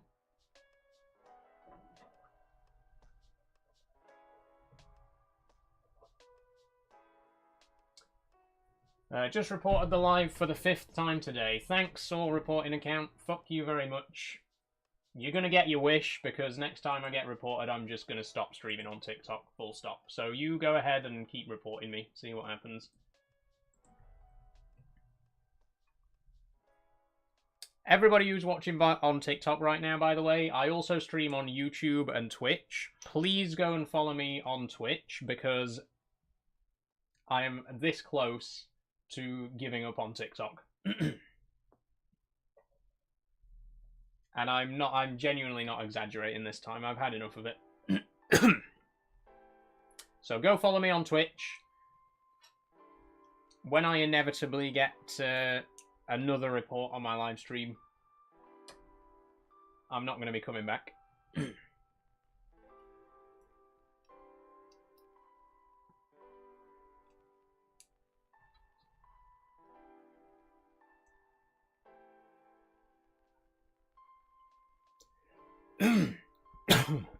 Got something in my throat now.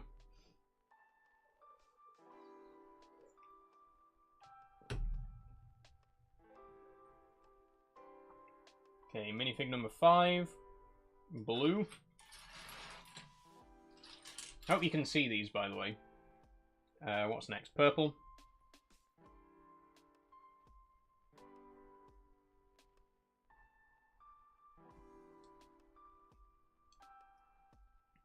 Oh, I like that. I can't do those black monsters, says Jack. I think it tastes like beer. I've never heard it described that way before. I love black. I love the original monster. I think it's really nice.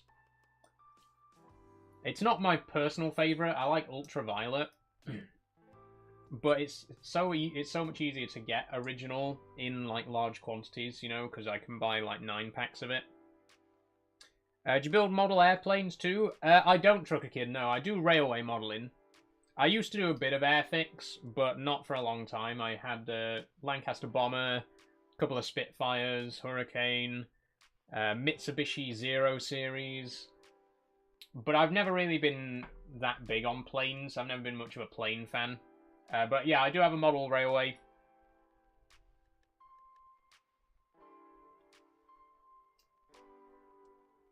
Original Red Bull for me. I'd drink it like water if I could. I'm like that with Monster, honestly. If water tasted like Monster, I would be hella hydrated, let me tell you.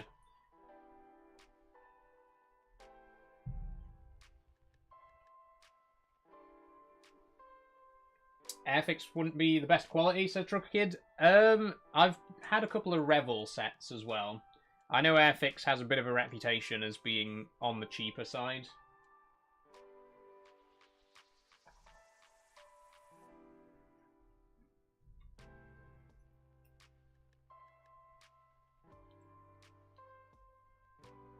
Okay, brown.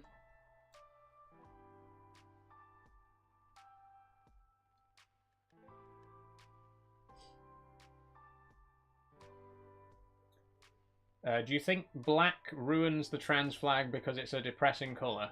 I don't think black's a depressing colour. And also black isn't on the trans flag, it's on the Progress Pride flag, which is the one that I'm building now. That was a troll. I know it was. I know it was, Dre Dog.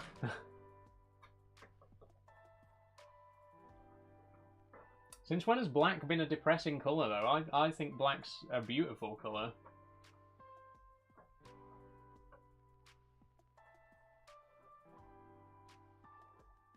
Welsh water you want, says Scrivy. That good old Welsh water.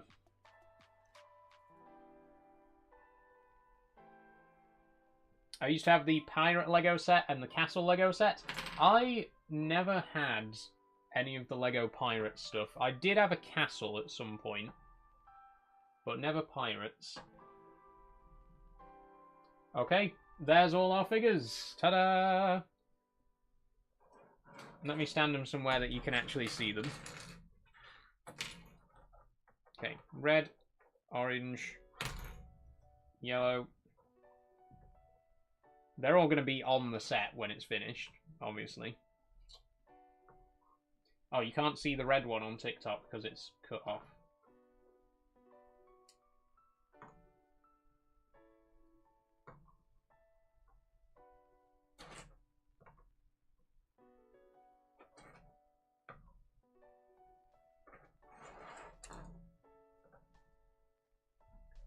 Yeah, the troll's sharing the stream now. What a way to troll someone. Just hit the share button a bunch of times. Like, you're literally just giving me more viewers. How is that trolling? I get that he's doing it so that it just clogs up the chat with the message. But what a terrible way to troll someone that just share their live stream over and over again. Okay, so here's all the figures. Red, orange, yellow, green, blue, purple, white, baby blue, pink, brown and black. Oh, baby blue and pink should be the other way around because we're building it in the order that I have worn the outfits. This is the order we're going to build the rest of the set in. But there's all the minifigures. 11 minifigures in a set that cost 30 quid. Now that's some value for money. We're going to put all of these guys to one side though. I'm going to dump them all over here. And now I'm going to consult the manual and start building the actual stand for them to go on.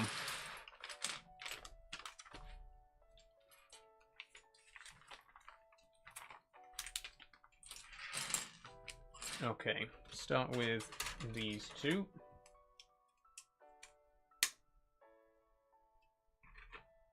And then these. So I think the actual build is very basic. You know, it's a set that isn't really designed to be like... I don't want to sound mean, but it's not really designed to be a particularly exciting set. You know what I mean? It's designed to represent something, and I think it does that brilliantly. I think the final result is going to be a very nice looking set, but it's not exactly... I don't think it's going to be the most exciting build process out of any set that I've done, you know what I mean?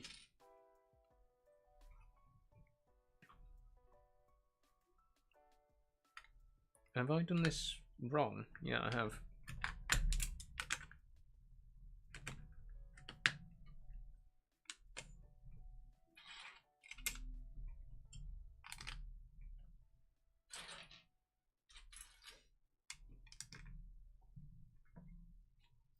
Do the people click on the thing that they stand on? Yes, there are bricks that go on the base so that the figures actually sit on the, you know, they don't fall off. Okay, there's our base. Okay, now it's showing me just putting the colours along the back. So this is where I'm going to differ from the instructions slightly, and we're going to put them in the order of the outfits that I've been wearing. So we're going to start with red. Then orange, yellow, green, blue, purple, white, pink, baby blue, brown, and black. There we go. So that's the order. That's the order that we're going in.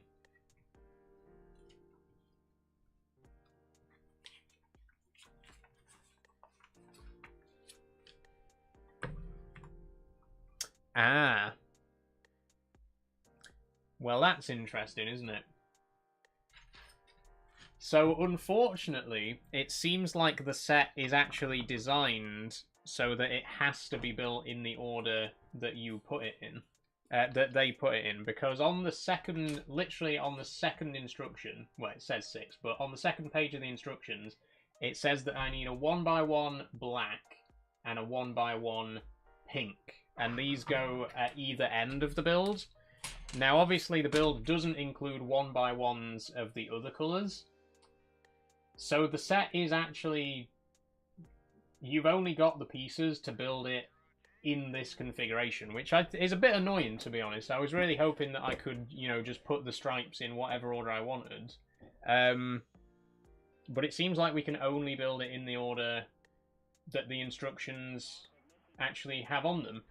My live's just been reported again for product placement. I'm not going to be continuing the live stream on TikTok for the rest of today, everybody. So if you're watching on TikTok right now, please do go and watch the stream over on Twitch instead. I'm ending the TikTok stream now, and it will not be coming back up again tonight. Bye-bye. Okay, TikTok's gone. Possibly forever. I genuinely think I'm done with TikTok at this point. That was it. That was my last TikTok live stream. Isn't that fun? What else is there to say? I'm just not going to bother streaming there if I'm going to get my live stream reported every 5 minutes for product placement. The fact that literally me just sitting here and, you know, mentioning the word Lego is grounds for me being, you know, reported. Because, oh, product placement. I'm building a Lego set. What do you mean product placement? I'm just literally just sat here playing with Lego. And that's... Oh no, that's product placement. You can't do that. So fuck TikTok. We're done on TikTok now. Everyone's on Twitch anyway. Much better platform. I'm sure you'll all agree. And what a perfect time. What a perfect occasion for me to stop posting on TikTok on the last day of my fundraiser, which, let's be clear, has been a fucking disaster on the TikTok side of things anyway.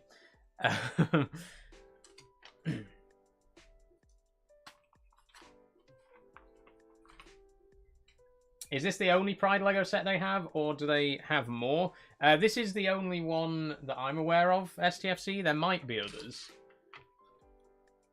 But to get back to what I was saying, it's a little bit annoying that the order of the bricks, it's kind of designed in a way that you have to build it in the order that's on the set.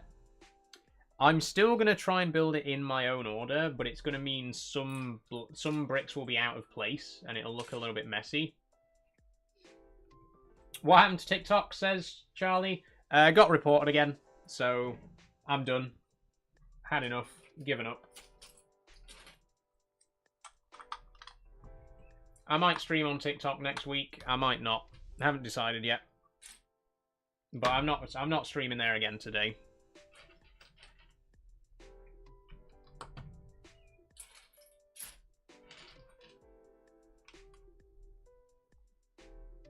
Let me know one way or another. I will do, don't worry, Charlie.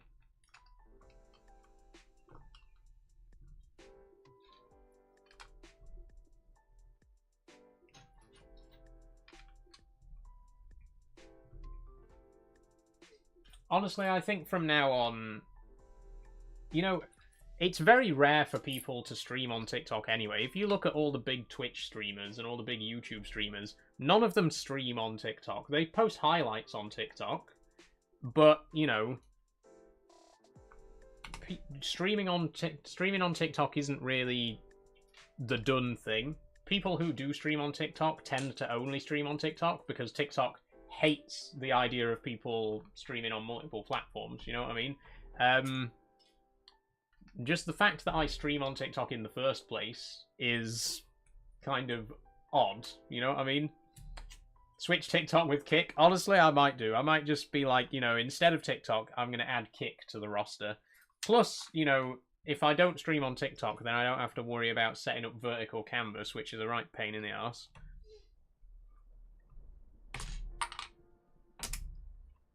You know, with the greatest respect to my TikTok viewers, I have never had any ill feeling towards my viewers on TikTok. I've always respected people who choose to watch the live streams over there. But TikTok as a platform has just gotten so bad. Like, I can't do any live stream. I can't do a fucking charity fundraiser without people reporting it. And again, because the moderation is so bad, they just uncritically take every report at face value, which means if someone reports my live stream, it's gonna get restricted. It's not gonna be like, oh, someone's reported this live stream, let's investigate the report. TikTok doesn't do that. TikTok goes, oh, someone's reported the live stream, restrict it immediately. And I just get so sick of that happening because it's so obvious that it's a troll. It's so obvious that someone is deliberately trying to get me in trouble with TikTok, and TikTok just falls for it every single time.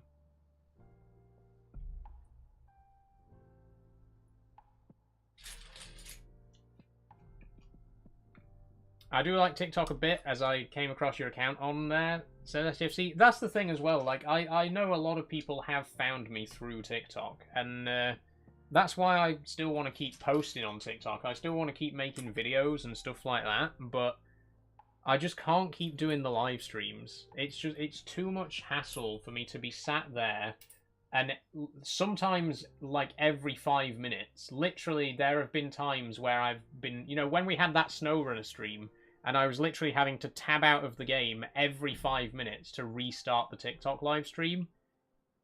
I can't keep doing it. It's distracting, you know, it's lowered the mood. It's made this entire live stream, you know, just turn into a rant, basically. It's ruined the atmosphere, it's ruined the vibe of the stream, and it's way too much hassle for me to just be constantly dealing with these false reports, which don't happen on YouTube or Twitch. Like, I have never had a false report against me on YouTube or Twitch. It's only ever TikTok where it happens. Maybe you shouldn't do TikTok live streams anymore, says Matt. I'm considering it. I'm absolutely considering it. And the worst thing is, people watch my live streams on TikTok. That is the worst part, is that I feel like I'll be letting people down if I stop streaming there. I'll be letting down the people who do watch my live streams there, but I can't keep doing it. You know, I just can't fucking keep doing it.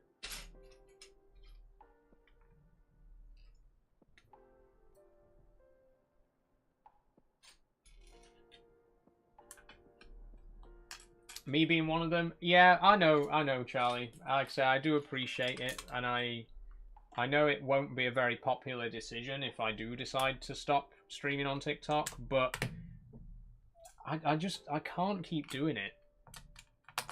I just want to have fun, you know? I just want to enjoy myself and play some games and build some Lego, and I don't get to do that when every 5 minutes I'm having to switch over to TikTok Live Studio to restart the stream because someone's falsely reported it again.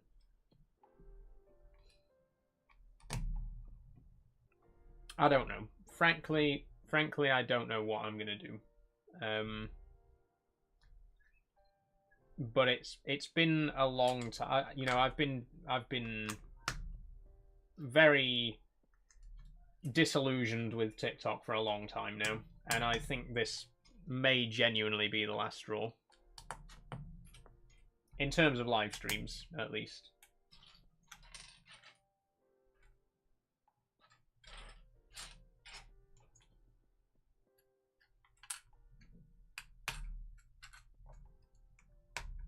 Oh, I've put a brick down that I shouldn't have.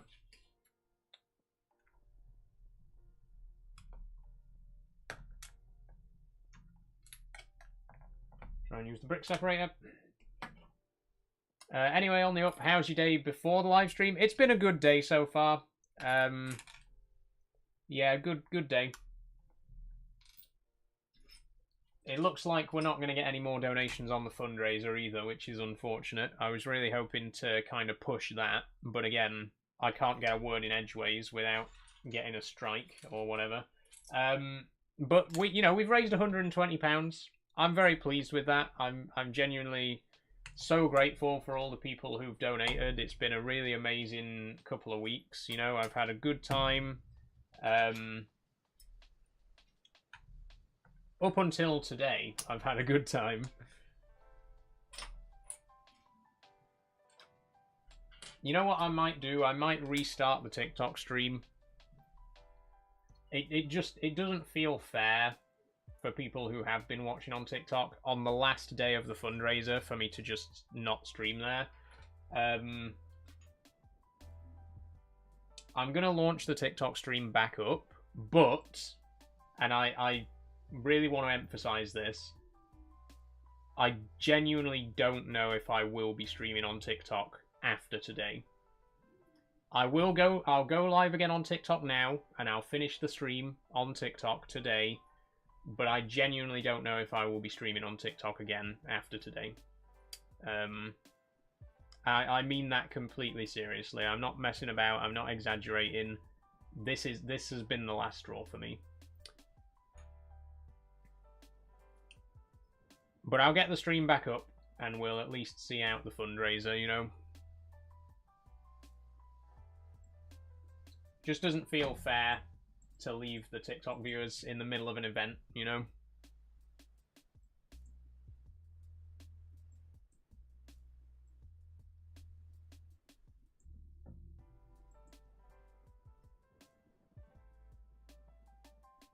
I guess I just won't say the word Lego on stream anymore, because they might think that it's product placement.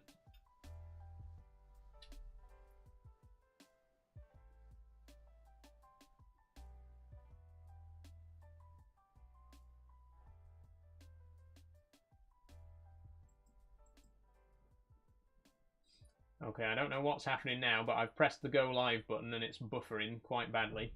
Here we go. Okay, relaunching the TikTok stream.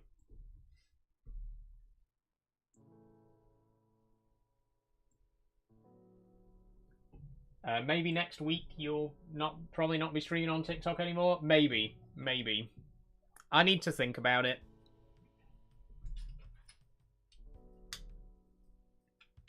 But quite frankly, we have been talking about ways that I can refresh the channel as well, about, how I can refresh the kind of streams that I do and push for more growth on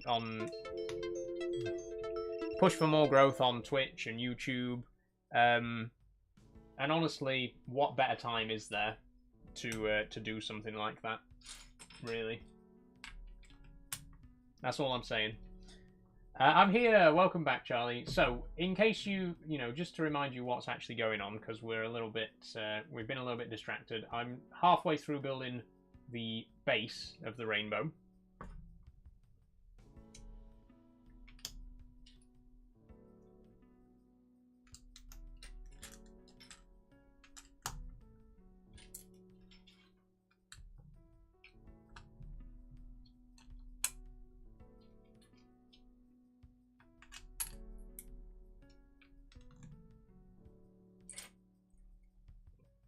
Welcome back, everyone, by the way. How are you doing?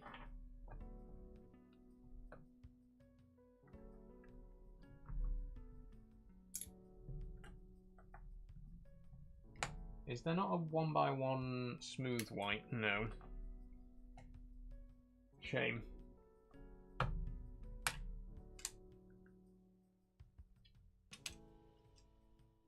Oh, wait, that means I can't...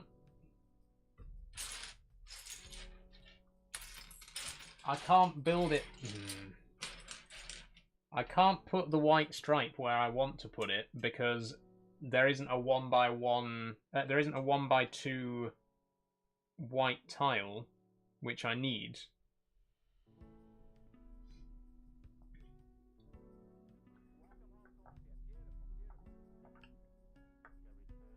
I'm a bit disappointed with this set so far, to be honest. It's I mean, how hard would it have been for them to put in, like, just 5 or 6 more bricks so that you could build it in any order that you want? Like, look, this... You see this pink here in the middle of the red? This pink brick here? That's because they don't give you a red 1x1. They only give you a pink one and a black one because they want you to build it in a certain order. I think that's a real shame. I think a set like this is exactly the kind of set that should be a bit more flexible. You should be able to build it with the rainbow in any order that you want. And I think it's a bit of a shame that you can't do that. Like, the set only gives you the bricks to build it in a certain order. It's a minor complaint in the grand scheme of things, but, yeah. Music volume on TikTok compared to here is very different. Is it too loud, too quiet? What's the problem, STFC?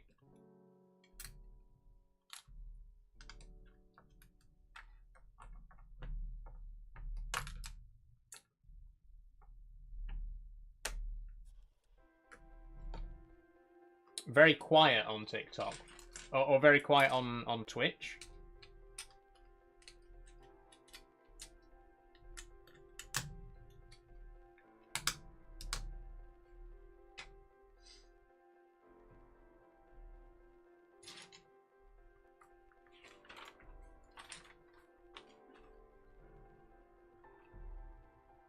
Okay, pink.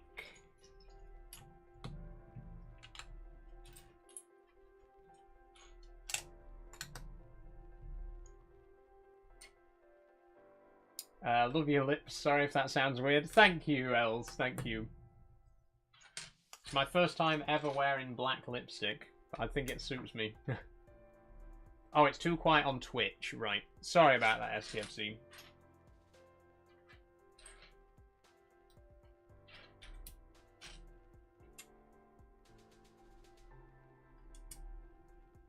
Okay, baby blue. It does suit you. Thanks, Els.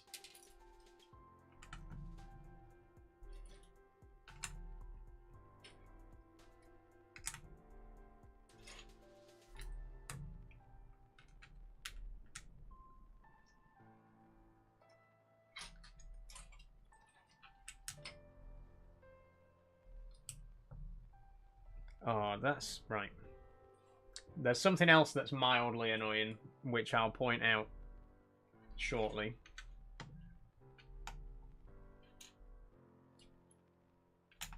Hey, Tori, how you doing?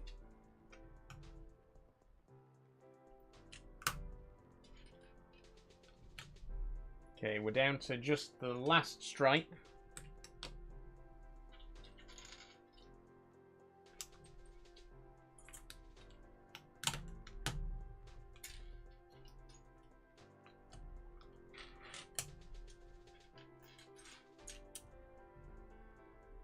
Okay, so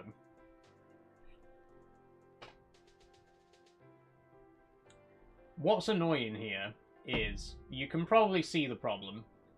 These 3 stripes here, the trans stripes, the studs are out of line. The squares don't line up with the others. And again, this is because we built the set in a different order to the instructions. The instructions want you to build it black, brown, red, orange, yellow, green, blue, purple, baby blue, white, and pink. Because we've built it in this order instead, the bricks don't line up because there are certain pieces that aren't included. Like, look at this here. We've had to use a spare studded 1x2 white piece down in this corner because it doesn't have enough white tiles in it. We got a white 2x2 tile, but we need an extra 1x1. We need an extra 1x2 to be able to fit in there. So that's quite disappointing. I think this, if any Lego set should be flexible, it should be this one. This is the sort of set where you should be able to put the colours in any order, right? You should be able to decide what order you want the rainbow to be in. And I think it's a bit of a shame that you can't do that. It's a bit of a shame that it can only really be built in one configuration because of the parts that are supplied. So yeah, that's my minor criticism of the set so far. The Black Liffey, thank you, Tori, thank you. I was just saying, it's my first time ever wearing black lipstick. I kind of like it. I've never really been interested in goth fashion or anything like that, but when I saw myself in this black dress and black lipstick, I thought, you know what? There could be something there. That could be an area of fashion worth exploring a bit. You know, I'm always keen to experiment and, you know, what's the word?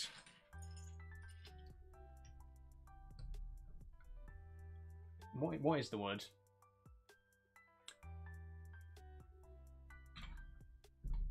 You know what I mean. Like, refresh my image. You know, I'm always keen to try a new wardrobe and try a new fashion style and stuff like that. So, and I do think I think it suits me quite well. I like it.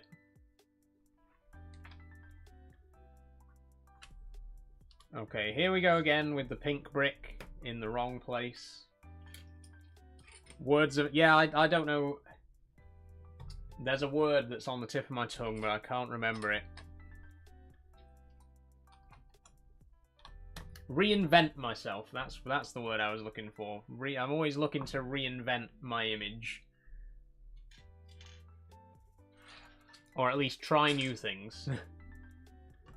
Just so I know for sure, this is the last stream till Monday. It is SDFC, yes. So the next live stream, I actually wanted to talk about that.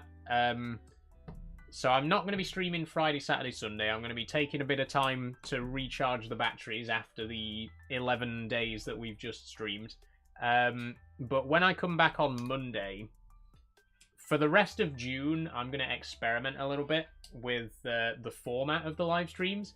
I'm actually going to be introducing some double bills. So on Monday, we're going to play Minecraft and Hytale. We're going to play both of them in the same stream. We'll do an hour of Minecraft, an hour and a half of Minecraft, and an hour and a half of Hytale. And I'm going to try and introduce more streams like that. I'm going to try and do more of these double bills. So on Tuesday, we can do Euro Truck and SnowRunner. On Saturday, we can do Train Sim and Running Train. On TikTok, we can do neither because my stream's just been reported again after only 10 minutes. But yeah, we're going to try and do this double bill stuff. We're going to try and, for the rest of the month, for the last 2 weeks of June, I'm going to try and experiment with doing more variety. Not just, you know, variety of games, but like within each stream, try and have more variety. So play 2 or 3 games in a single stream, and then do like Q&A, do mini games, do stuff like that. I'm relaunching the TikTok stream just now, by the way.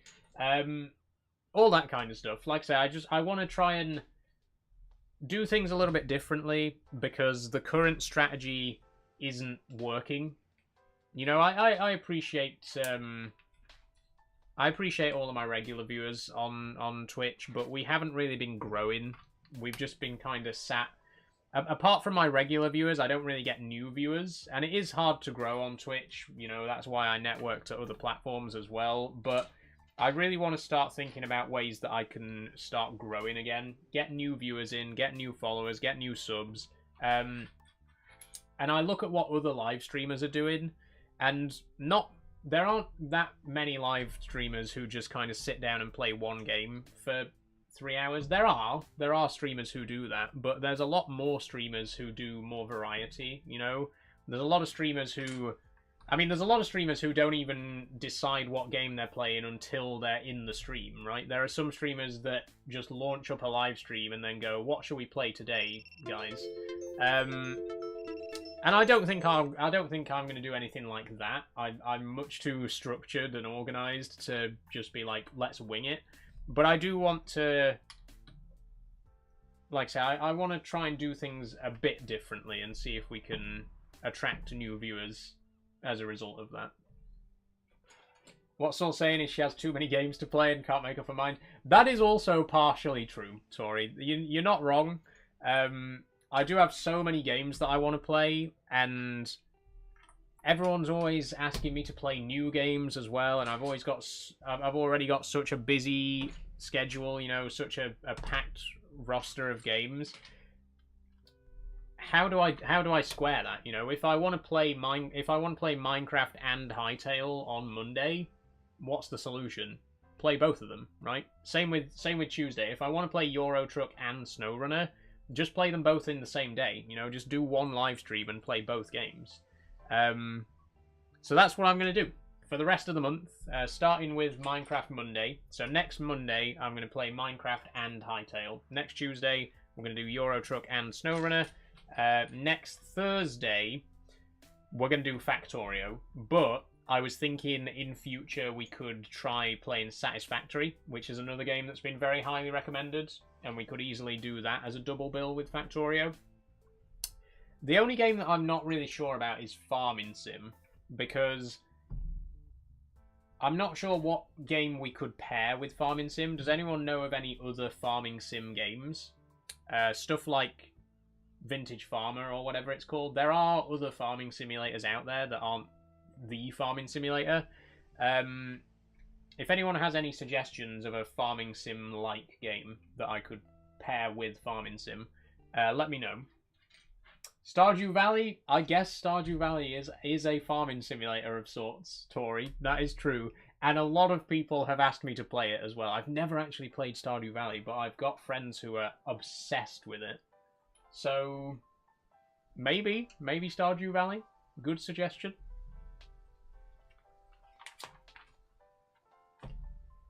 I can't make any promises, but we'll see what happens. I love the story. I have heard good things about the story as well. So there we go. It could end up being Stardew Valley on Farm Sim Friday.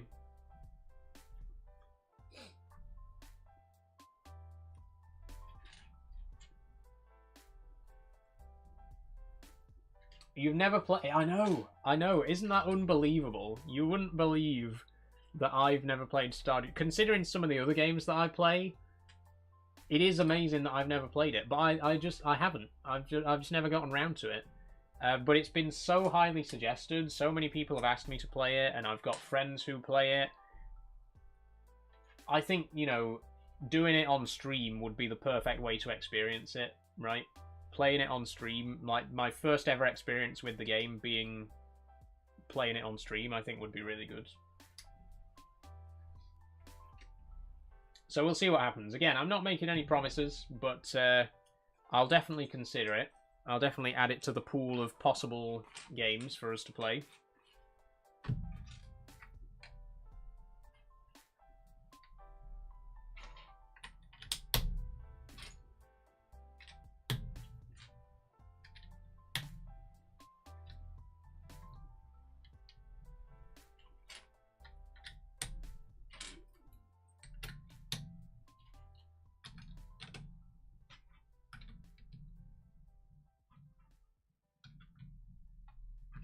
Okay, we're nearly there now. I said earlier, and I'm going to repeat what I said earlier, I got the impression that this wouldn't be a very exciting set to build, and I wasn't wrong. It's, again, you know, the end result I'm sure is going to look stunning, but it's not particularly exciting to build. It is very repetitive, especially this column at the back. It's just building the same thing over and over again. These rows here, it's just the same 5 bricks, but in a different colour each time. And, you know, a big part of building a Lego set is the building experience itself. You know, the building experience is a very important part. Whilst I appreciate what the set represents, and I'm very excited to see the end result, it's not too exciting to build. I will say that much about it.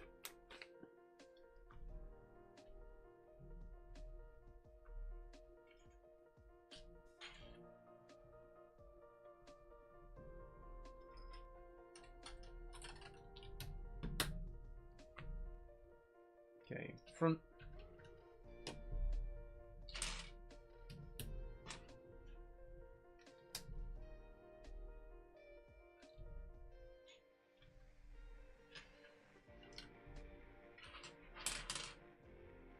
No, white. how was the power cut situation? Not too bad, Draydog. It actually got sorted really quickly. We've been having power cuts in my neighborhood for ages. Like, for the last year or so, it's been happening regularly, like once every couple of months. And I don't know why. I don't know why it keeps happening, but today there was a power cut, and I went on Northern Power Grid to check, you know, if it had been reported. And it turns out that like hundreds of properties around Doncaster had reported outages. It seems like there was a massive power outage that covered quite a big portion of the city, which is very unusual, and I'm amazed that it got fixed so quickly. But yeah, it's all back to normal now, so I don't know what happened. Don't know what caused it. But a very serious power cut.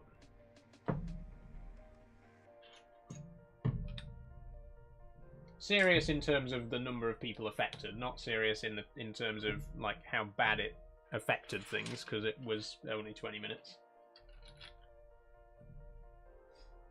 These power cuts can end badly. Very low chance, but imagine you're updating your BIOS on PC. Yeah, power cuts can spell death for a computer. I had a PlayStation that, I mean, if you've ever had a PS4 and you don't turn it off properly, you know how risky it is. I had a PS4 that like was almost completely bricked because of a power cut. Some devices they need to be switched off properly. Some devices, if they just get turned off like that because of a power cut or whatever, it can really damage them.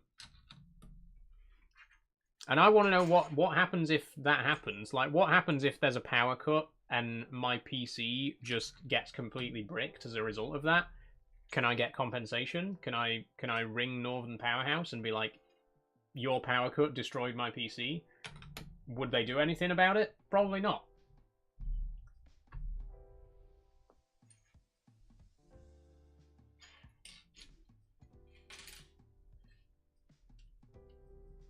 Lightning caused a power cut for the whole of my county last year, or the year before. The whole county? Damn. Well, I don't think it was lightning today, because the weather's been very warm. But whatever it was, it didn't last very long, so it's a bit baffling, really.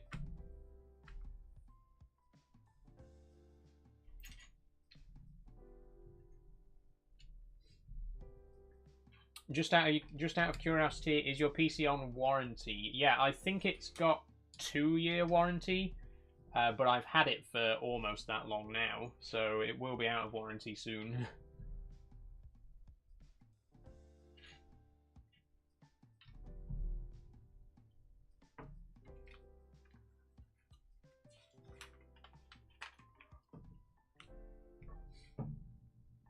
Oh, this is where that white brick comes in, isn't it?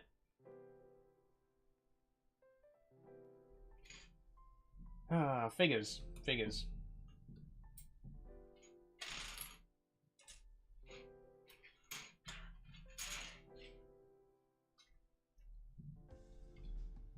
That's my favourite snazzy outfit. Thank you, Anti-Foxstar. I'm glad you like it.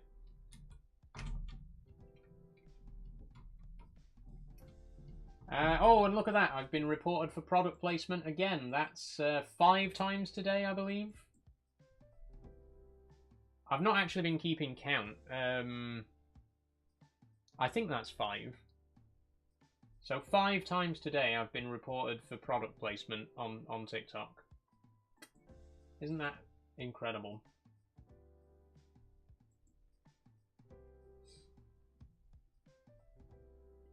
My question is, what happens if I random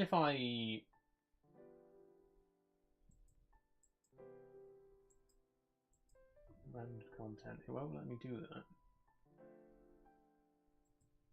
Hold on a second. I'm just curious. What happens if I go on TikTok Live Studio and tell them that I'm doing product placement?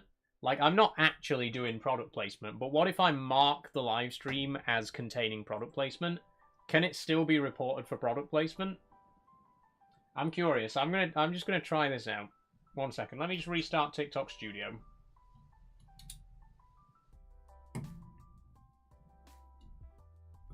I mean, in theory, you can't report my live stream for product placement if it says on screen product placement, right?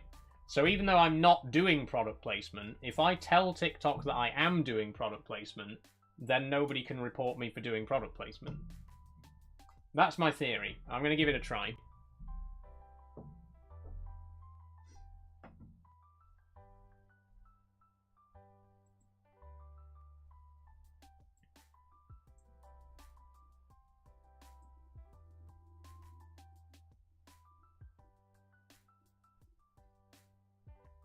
Okay, here we go. Just bear with me a sec.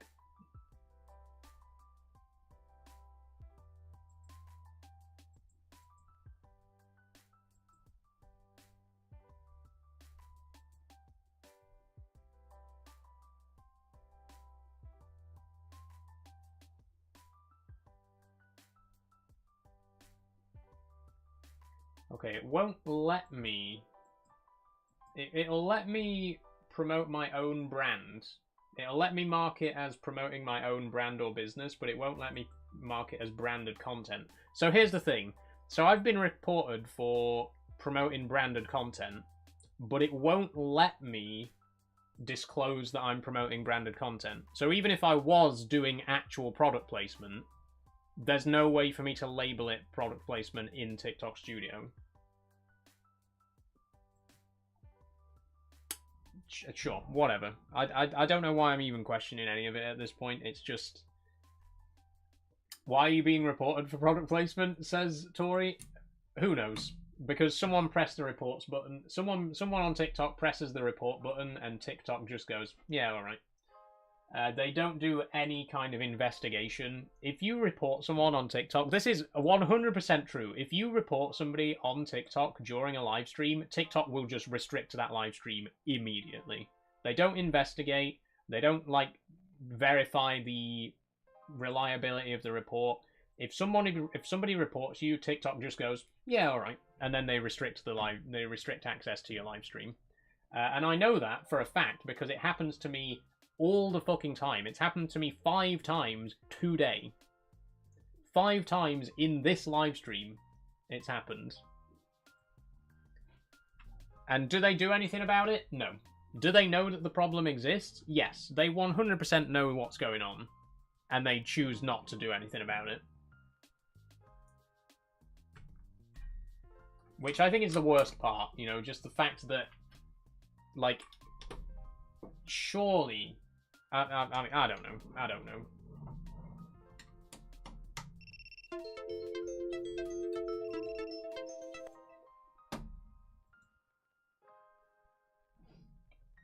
She's back with the best outfit ever. What happened, says Anti-Foxstar. What happened is somebody reported my live stream for product placement for the 5th time today.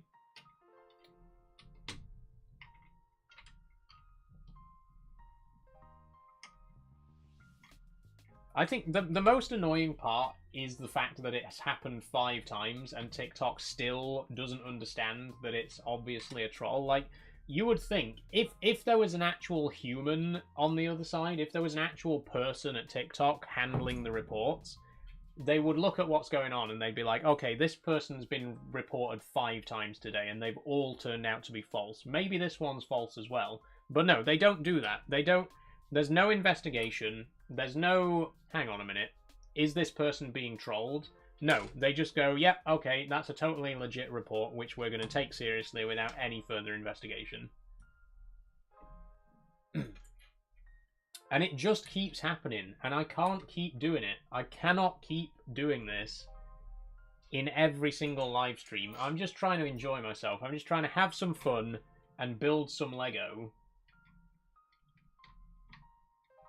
And I can't even do that. I genuinely can't even do that.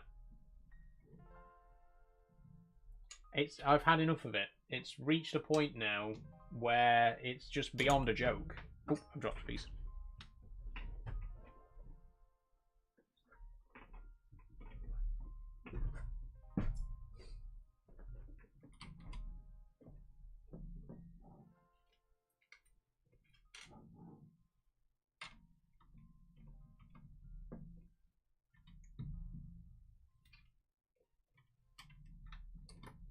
Okay, there we go. We have finished the set. Now all we got to do is put the minifigs on. Oh, no, wait. There's a row of tiles along the top as well. Whoa, wait a minute.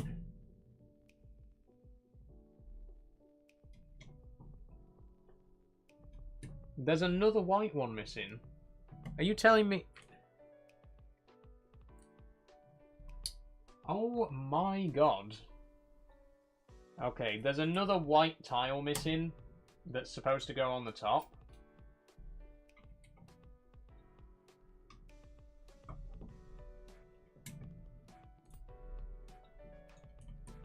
So this is my... Right. This is my complaint about the set, right? Hold on a second.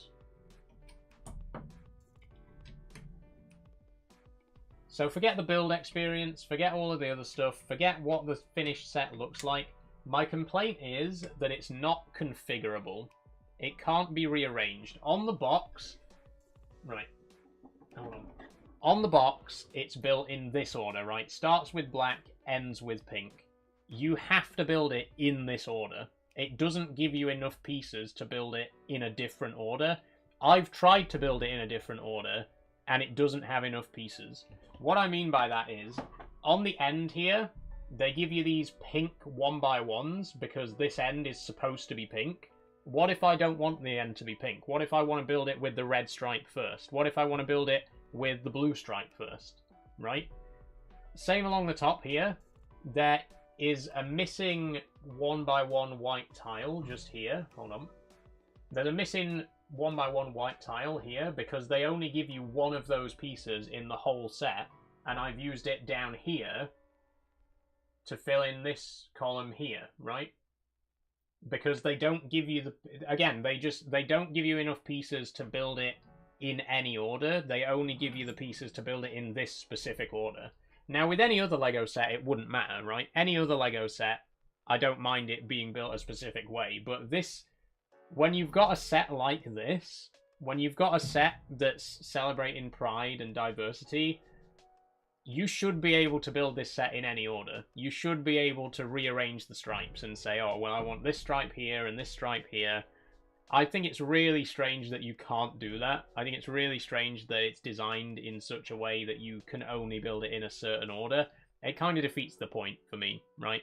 And the thing is, it's such an easy fix as well. Like, all they have to do is include the exact same amount of each brick. Like, all you have to do is put the exact same amount of red, orange, yellow, green. You know what I mean?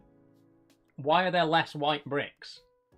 Why, you know, they've given me a white 2x2 tile here, but they haven't given me enough white 1x2 tiles to put it in the configuration that I want it, right?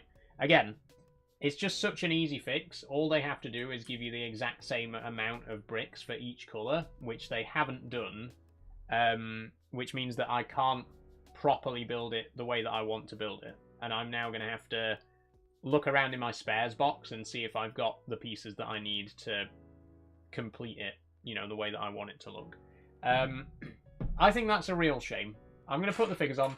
I think that's a real shame. It's a really cool set, and I really appreciate what it's, you know, what it stands for and all of that kind of stuff. I just really wish that they'd put a bit more thought into making it more configurable. A set like this should be configurable, right? A set that's celebrating pride and diversity, you should be able to put the stripes in whatever order you want. And I just think it's a shame that you can't. So that's it. That's my biggest complaint about the set.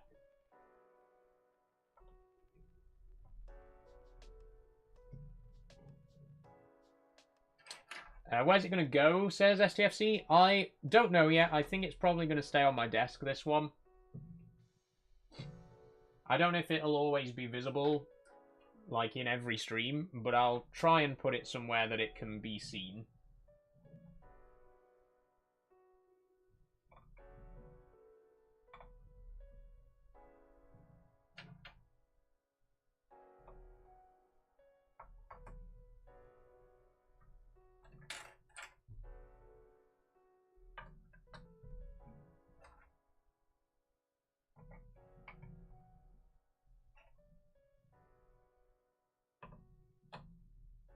Okay, and there we go.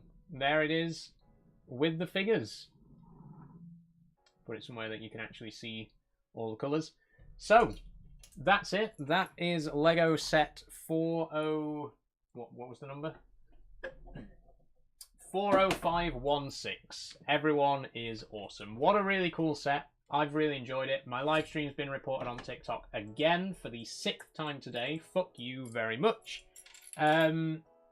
It's been fun. It's been a good set to build. I've really enjoyed putting it together. My only complaint is, as I say, you can't rearrange the stripes. This is... I mean, you can't really tell on camera, but I can see where, you know, compromises have been made, where I've had to substitute bricks and stuff like that, because it's not designed to be built in this order. I do think that's a shame. I think they should have put more consideration into, you know, allowing people to rearrange it. I think you should be able to build it in whatever order you want. You know, if I want to build it like purple, green, yellow, black, white, I should be able to do that. So yeah, that's my only complaint about the set. The build was also a little bit boring, to be honest, but the result is great. It does look really good. Really happy with it. I missed it. I'm so sorry, Sophie, you did. We've literally just finished it as well. I'm sorry that you missed the building. But obviously the VOD will be on YouTube, and if you want to catch up on it. But yeah, that's Everyone is Awesome. We've got time. It's only 6:30. We do still have plenty of time left. So what I might do is I might get my spares box and see if we do have the spare parts that we need to fill in the blanks. There's also a bit that I missed underneath here. Hold on. I think running down the middle, there's supposed to be... Yeah, there's a couple of bricks here that's supposed to run down the inside just for a bit of stability. So I'll just pop those in.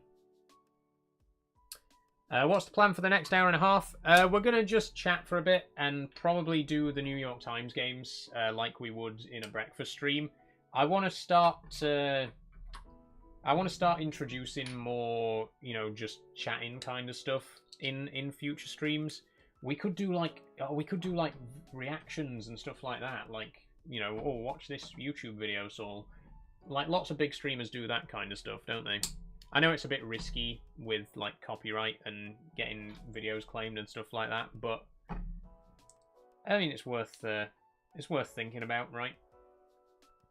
That's what we should do. We should do Saul's...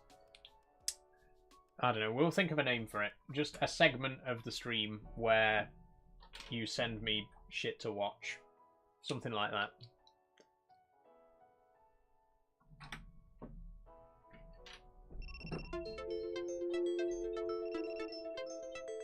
Keeps doing that as well. That's unrelated to the other issues. Did someone report your account? They did, Chapo. Someone has reported my live stream 7 times today.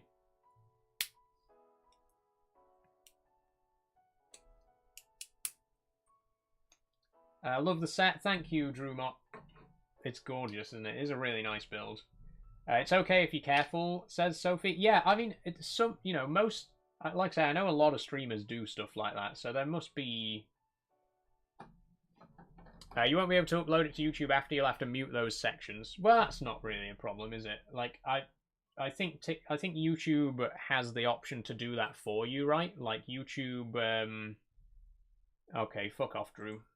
YouTube has the option to, whenever you've got a video that contains copyrighted music, you can just mute that section of the video, right?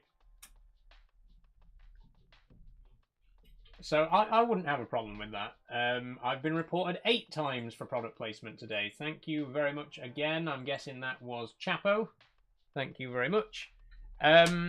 Yeah, like, I'm guessing that if I post a video, like, if I save a VOD to YouTube and it contains copyrighted footage, it'll let me just mute the audio for that section of the video, or, like, hide part of the screen or something like that. There's got to be a way around it, right? Because, again, loads of streamers do, like, reaction stuff and post it to YouTube as well.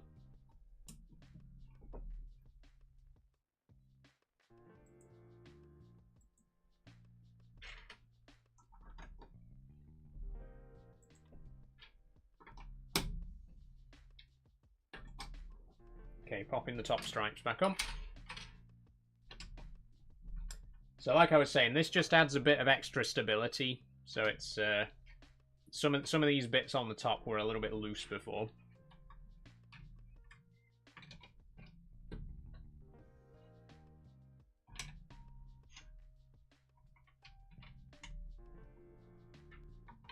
Right. Okay, I'm going to go and grab my spares box. I'm going to see if we got the spare parts we need to fill in the gaps that are missing. I'll be right back.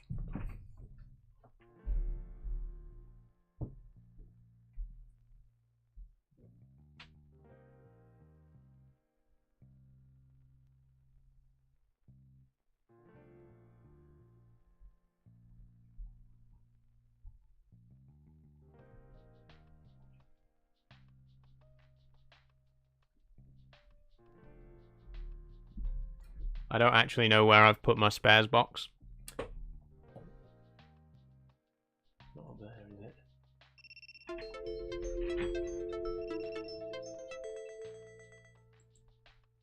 Is it up there?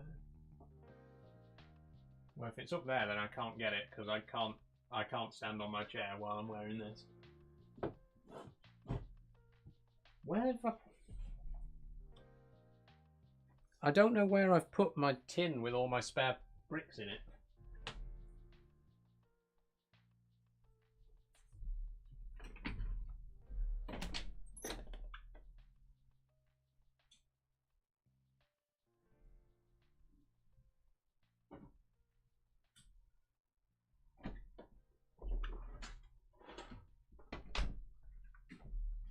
Here we go.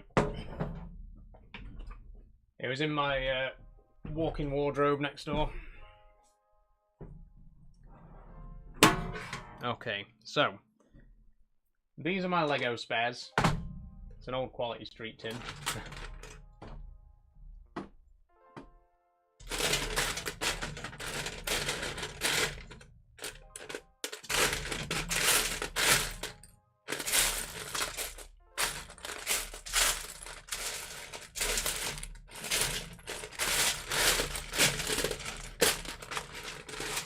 That tin belongs in the retro corner, says Scrivy. Yeah, this is my granddad's. This is a really, really old Quality Street tin. Look at that. I don't know if it has a year on it, actually. I mean, it actually says, look, it actually still says Macintosh's Quality Street. That's how old it is. Still got the Macintosh branding on it. But this is what I keep all my Lego spares in.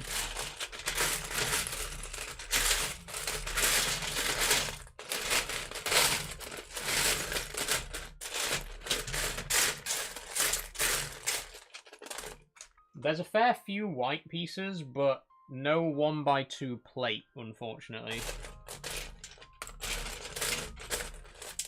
Oh wait, here we go.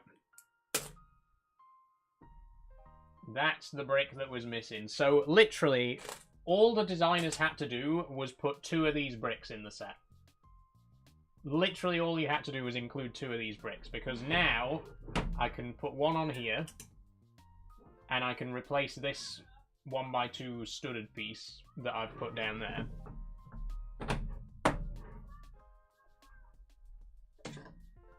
If I can get it out.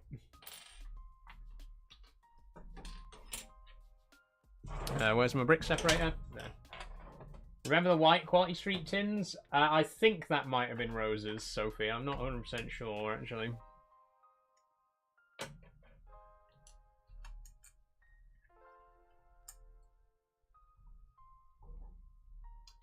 But there we go. That actually completes the set in the order that I wanted it in. So that's very good. Oh wait, I need that 1x1, that 1x2 here. Hold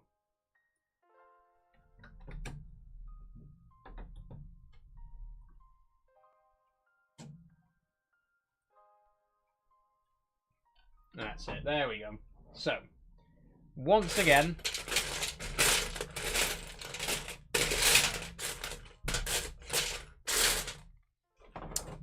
I'm still a bit disappointed that it doesn't actually contain the bricks necessary to build it in the order that I wanted to build it. Fuck off, Chapo. That's another block. See if he reports me again. This is the... So yeah, I'm not very satisfied with the fact that certain bricks, you know... It's built in a way that you have to build it the way that they want you to build it. Like, they want you to... You have to build it with the black stripe first and the pink stripe last. But, you know, I've done it anyway. I had enough spares to repair the white stripe, but I don't have any red 1x1s to fill in that blank there, so that's the best I can do. I mean, I could rearrange it so that these pink bits are on the back. In fact, I'm going to do that. Let me just work my way down. Happy Pride! Hi, user 4525. How are you doing? Happy Pride. I can't substitute that one. This is what I mean. Look. They've provided a pink one of these bricks. There's a pink one of these, there's a black one of these. There's no other colour of these in the set, which means you have to build it with the pink and black stripes on either end. It bothers me. It bothers me that it's designed so that you have to build it in a certain order. It should be a bit more flexible than that. But I'm happy with the set overall. It's a good set. It's got a turquoise brick separator, which is very appropriate for the Mermaids Fundraiser. But yeah, on the whole, it's not bad. I'm going to hop over to TikTok. My laptop needs charging. I wouldn't recommend it, Sophie. If you're going to hop over to your phone, go back to Twitch anyway. I don't recommend watching the TikTok stream today because it's already been falsely reported 8 times and probably will be again. I have to keep restarting the stream every 10 minutes because someone keeps reporting it. I would recommend just not watching the stream on there. But that is the Lego set, which is kind of it. We've still got an hour left, so we'll see if we can find something to do for the last hour. But there's the Lego. This is Everyone is Awesome. Great builds. You know, I'm very happy with the set. You know, it's a very nice looking set, and I like what it represents. There's just a couple of things. You know, the build is a little bit boring, which can't really be fixed. The pieces aren't there so that you can build it in any order, which can be fixed. So that's one thing that I'd improve is literally just put in like 12 more bricks so that people can build it in any order that they want. I just think it's a bit stupid that it can only be built in a certain order. But yeah, great set. That finishes the Lego building portion of the stream. Let's check up on June and see how they're getting on over in the new enclosure. Okay, there they are. They're in the top left there. Can just about see. There we go.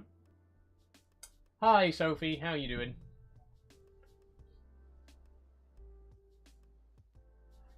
Oh, 1 second.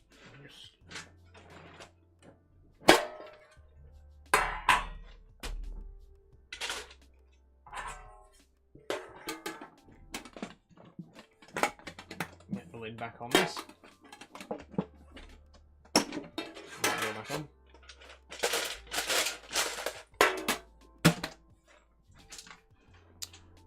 Show spider, says Liam. Here's the spider, Liam. If you missed the first part of the stream, check out the VOD on YouTube. Someone's reported the live stream again. Okay, that is report number 9. 9 times today the live stream has been falsely reported. Bye-bye, TikTok. As I was saying, anyone who missed the spider building, anyone who missed the spider setup part of the stream, you can go ahead and watch the rest of the VOD on YouTube if you're interested, or if you missed the Lego part of the stream and you want to go and rewatch that, you can do that as well. And anyone who's watching on TikTok in general, just don't bother. That is the 8th time today that I've had to restart the stream because it's been falsely reported for product placement. So yeah, don't don't watch the stream on TikTok. Don't bother. I'm not anymore. Here's my new spider. This is the second time, by the way, that a charity livestream marathon has been ruined by false reporting on TikTok. Because if you were watching the Christmas live streams last year, we did Jingle Jam. Those kept getting falsely reported as well. So this is the second charity fundraiser that I've done that TikTok has completely sucked all the fun out of with their shit fucking moderation.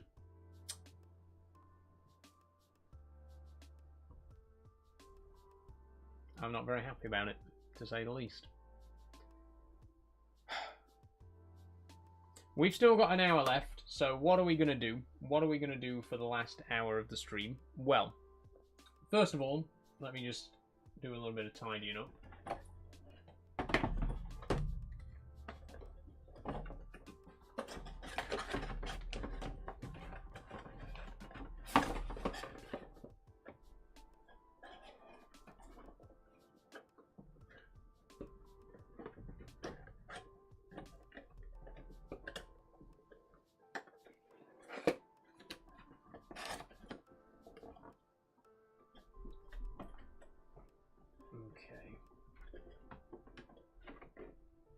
So, spider, Lego.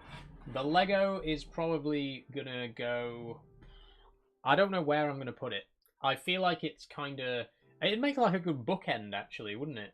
If you split it into two builds, if you did like the traditional pride flag, and then have the trans flag and the black and brown as a separate piece, you could make it into a pair of bookends. I think that'd make a really good pair of bookends, actually. But yeah, there's the Lego set. We're just going to put that to one side for now. The spider, who seems to be settling in just fine. In fact, let me switch back over to my big camera now.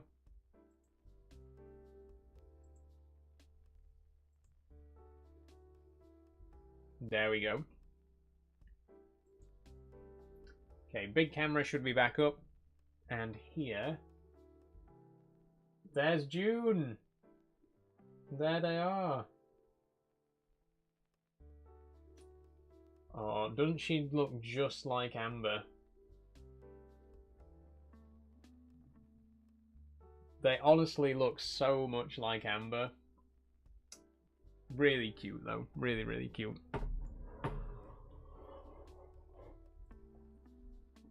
So, yeah, what are we gonna do for an hour and 10 minutes? Because I don't want to end the stream yet. You know, this is our final installment of the Pride fundraiser.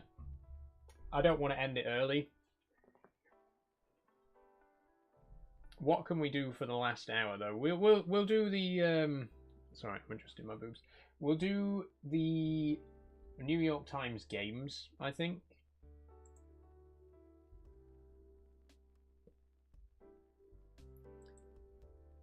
Let me switch over to screen capture. There we go.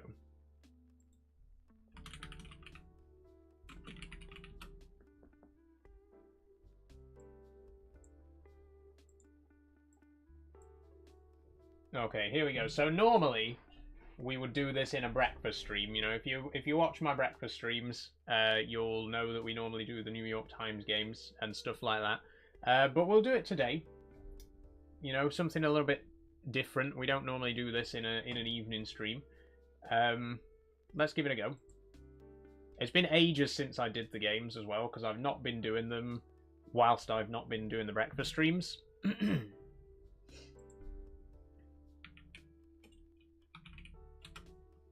TikTok's been a roller coaster today. You can say that again, Dre Dog.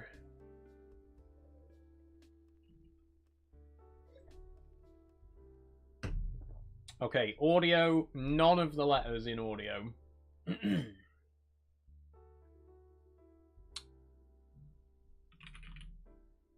No.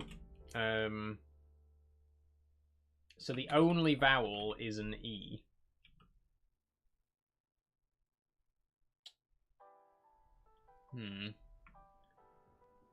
Let me zoom in a little bit, by the way.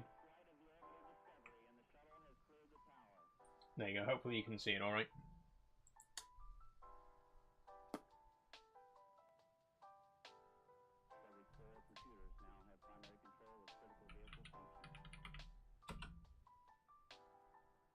Ooh.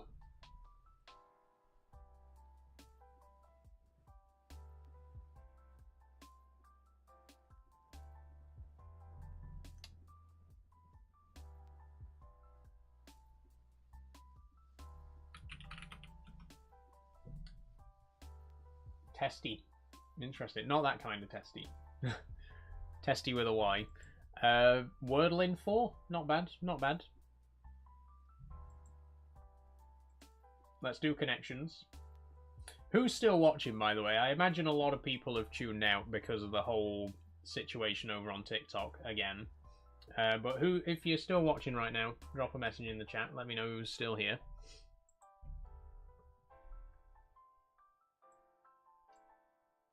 Okay, connections. Devil, Strip, Papal, Bronco, Veno, Brass Band, Ukon, Rhino, Cardio, Trooper, Viking Helmet, Balance, L, Weights, Forerunner, Stretching. Still here, says STFC. Still here, says Sophie. Nice one. Good to have you both here still. So, I'm thinking there's going to be something to do with horns here. Now, I know that Viking helmets didn't actually have horns. That's an urban legend. It's not true. But I think for the sake of this, it's probably going to be things that have horns, right? Viking helmet, Rhino, Bronco, Devil. No. Unfortunate. Unfortunate.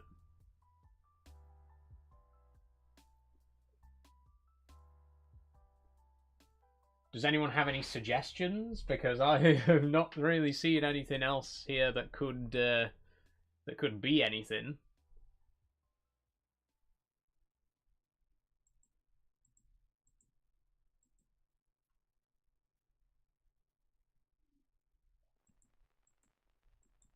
What's Ukon? UCONN. What's gym stuff? Says STFC. Cardio. Stretching, weights. Oh yeah, they're all different exercises you can do at the gym. Gifts are suspended and your live is restricted in recommendations and search results for 10 minutes due to reproduced content such as pre-recorded or copied content. Learn more in the live monetization guidelines and TikTok live section of the community guidelines. There goes the TikTok stream for the last time today. I'm absolutely categorically not starting it up again. If you're watching on TikTok, sorry. That's it. It's over. Full stop. Balance? Yes! Parts of a workout routine. Thank you, STFC. Thank you very much. You gave me a hand with that one.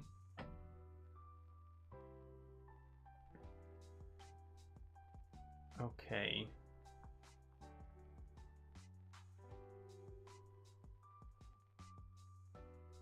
What is Ukon with two N's? UCONN. What does that mean?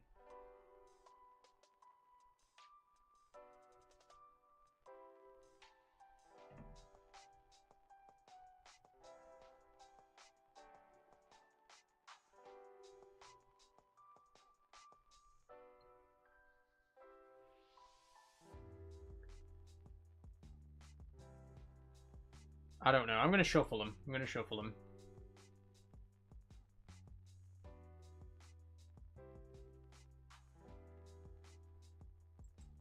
I still feel like there's got to be a connection with horns. Rhinos have horns. The devil has horns. Broncos have horns. But what's the other thing? Is Papal meant to be PayPal? Oh, they could be words that sound like... Oh, yeah, wait! PayPal and Venmo. Right, Venmo is Venmo without the M. PayPal is PayPal without the Y. Right?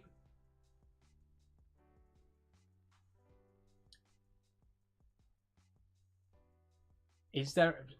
But I don't know what the other two could be. They're both cash apps with one of the letters missing, right? They're both payment apps with one of the letters missing.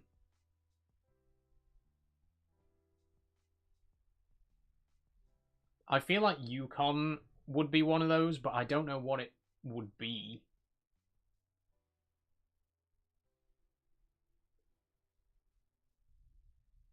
Does anyone know of any other, like, cash payment apps? Like Venmo, PayPal, that kind of thing? Because I think you might be right, STFC. I think you're onto something there.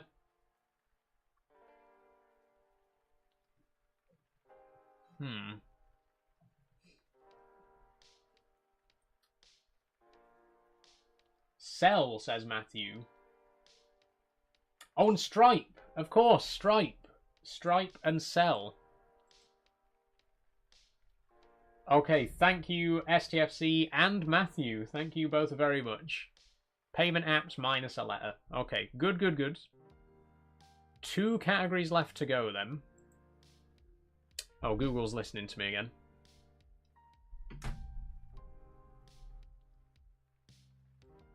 And we've still got Bronco, Rhino, and Devil. There's got to be a horn thing, right? Which one of these has a horn? It's not going to be brass band, is it? It's not going to be like, haha, brass band, you know, there's a horn in a brass band. No. Okay, I just thought I'd try it. I need to know what Yukon is. I don't want to cheat, but I'm going to Google Yukon because I need to know what it is. Yukon is the University of Connecticut. Okay, yeah, and I'm supposed to know that. I am supposed to know the University of Connecticut, right.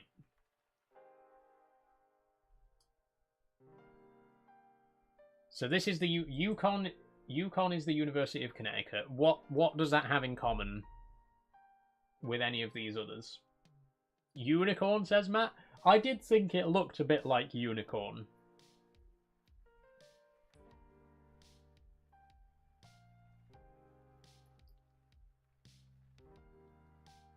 But what's the significance? Is it like unicorn with 2 letters removed or something like that?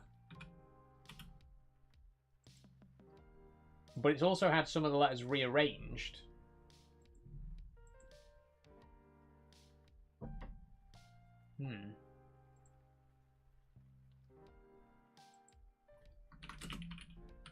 Sorry, I'm just putting a message in the Discord, just letting people know that the TikTok stream's over.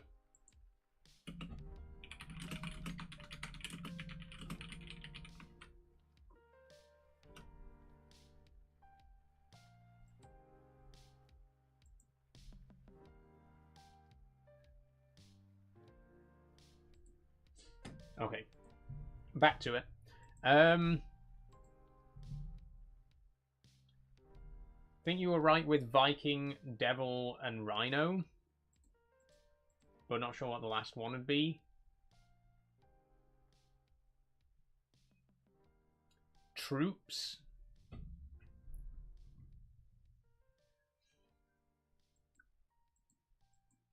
I really don't know.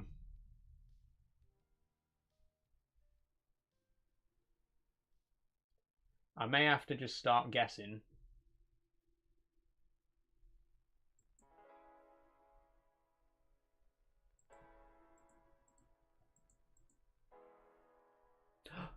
They were things with horns. Okay. Right. Thanks. Thanks. And these are homophones of SUVs. Bronco, Forerunner, Trooper, and Yuk. Okay, right. Whatever. I hate the connections. Connections is always so stupid. Let's do strands. Yeah, I know how to play it. oozing. I don't like that word. An ooze isn't even one of the words. Okay. Hi, Sophie. How you doing? Sorry about the TikTok stream. It's not going to be... I'm not going to be going live on TikTok again today. Or possibly ever. That genuinely might just be it for TikTok for now, I think.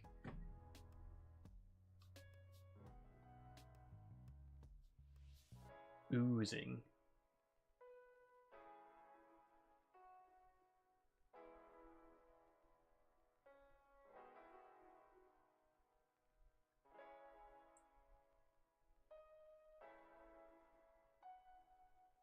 I might have to get a hint.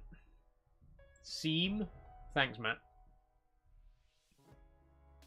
Yeah, I'm just going to have to get a hint, I think. Fuse. What? What does that have to do with oozing?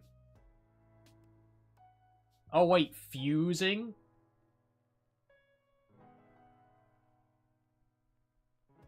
No, surely not.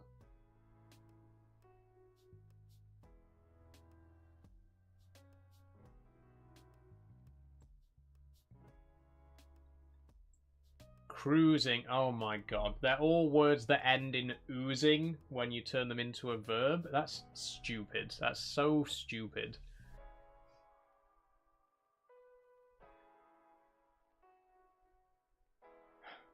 Okay. I bet this is going to be fucking schmooze, isn't it? How do you spell schmooze? Yep, schmoozing.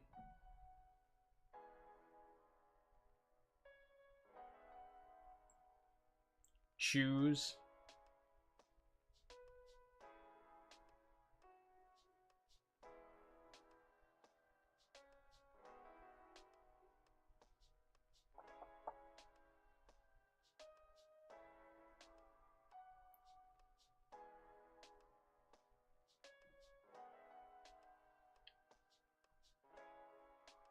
I don't see any more. I'm gonna have to get a hint again.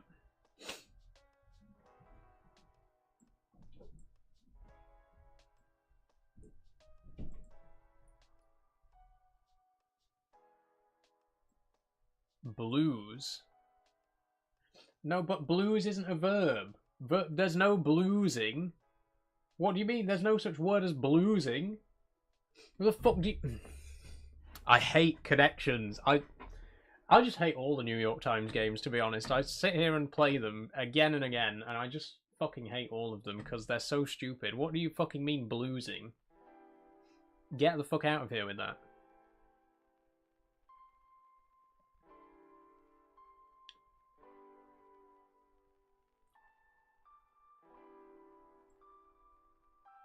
If I swear, if it's like fucking shoe or something, I'm gonna have to get another hint because I still.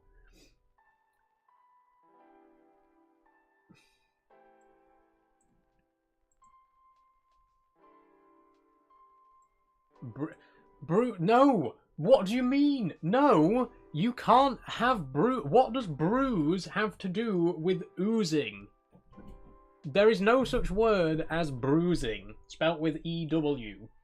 Like, bruising as in, like, B-R-U-I-S, yeah, but B-R-E-W-S, that is not a verb that can become bruising. That's not... What is the theme here? What connects these words? Because it's not...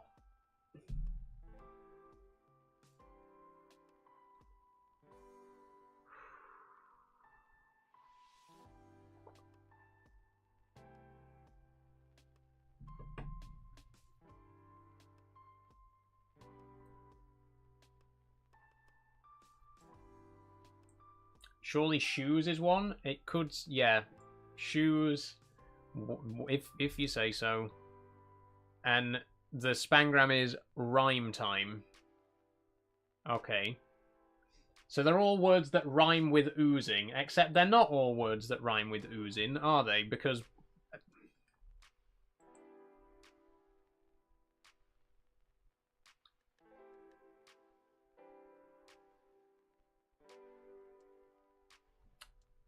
I don't care. I don't care. Let's do the crossword. We're definitely not going to stretch this to an hour, by the way. It's still only 7 o'clock.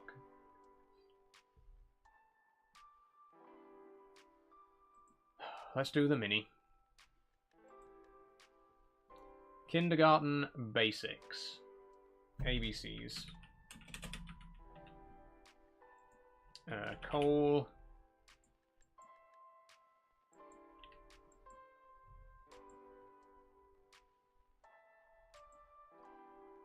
Oreo.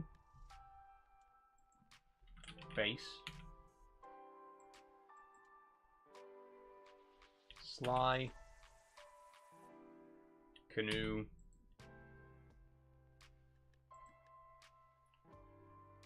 Akora. Bob.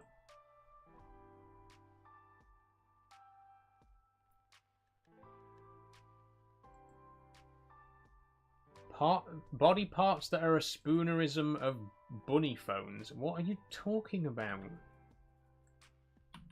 Oh, funny bones. Right, yeah, sure. That only took 56 seconds. That felt like 2 minutes. Whatever. Can we do the video idea? I think we should, Sophie. I think we should do the video idea. What I might do, because I don't want this entire VOD to get copyright claimed, I might end the YouTube stream right now, and then restart it, and we'll do it like it'll be saved as a separate VOD for just the video reaction thing. So I'm going to do that. If you have a suggestion, if you have any videos that you'd like me to watch, I'm going to restart the stream real quick, and you can put those in the chat. I might as well say goodbye as if it's the end of the stream for when people watch the VOD back. So thank you everyone for watching on YouTube and Twitch. Please do support the fundraiser. It's your last chance to do so. Thank you to the Patreons and the subs. Yada, yada, yada. I'm going to end the stream here. Go and check out the next stream, which is going to be me reacting to whatever YouTube videos you decide to send me. Thank you in advance.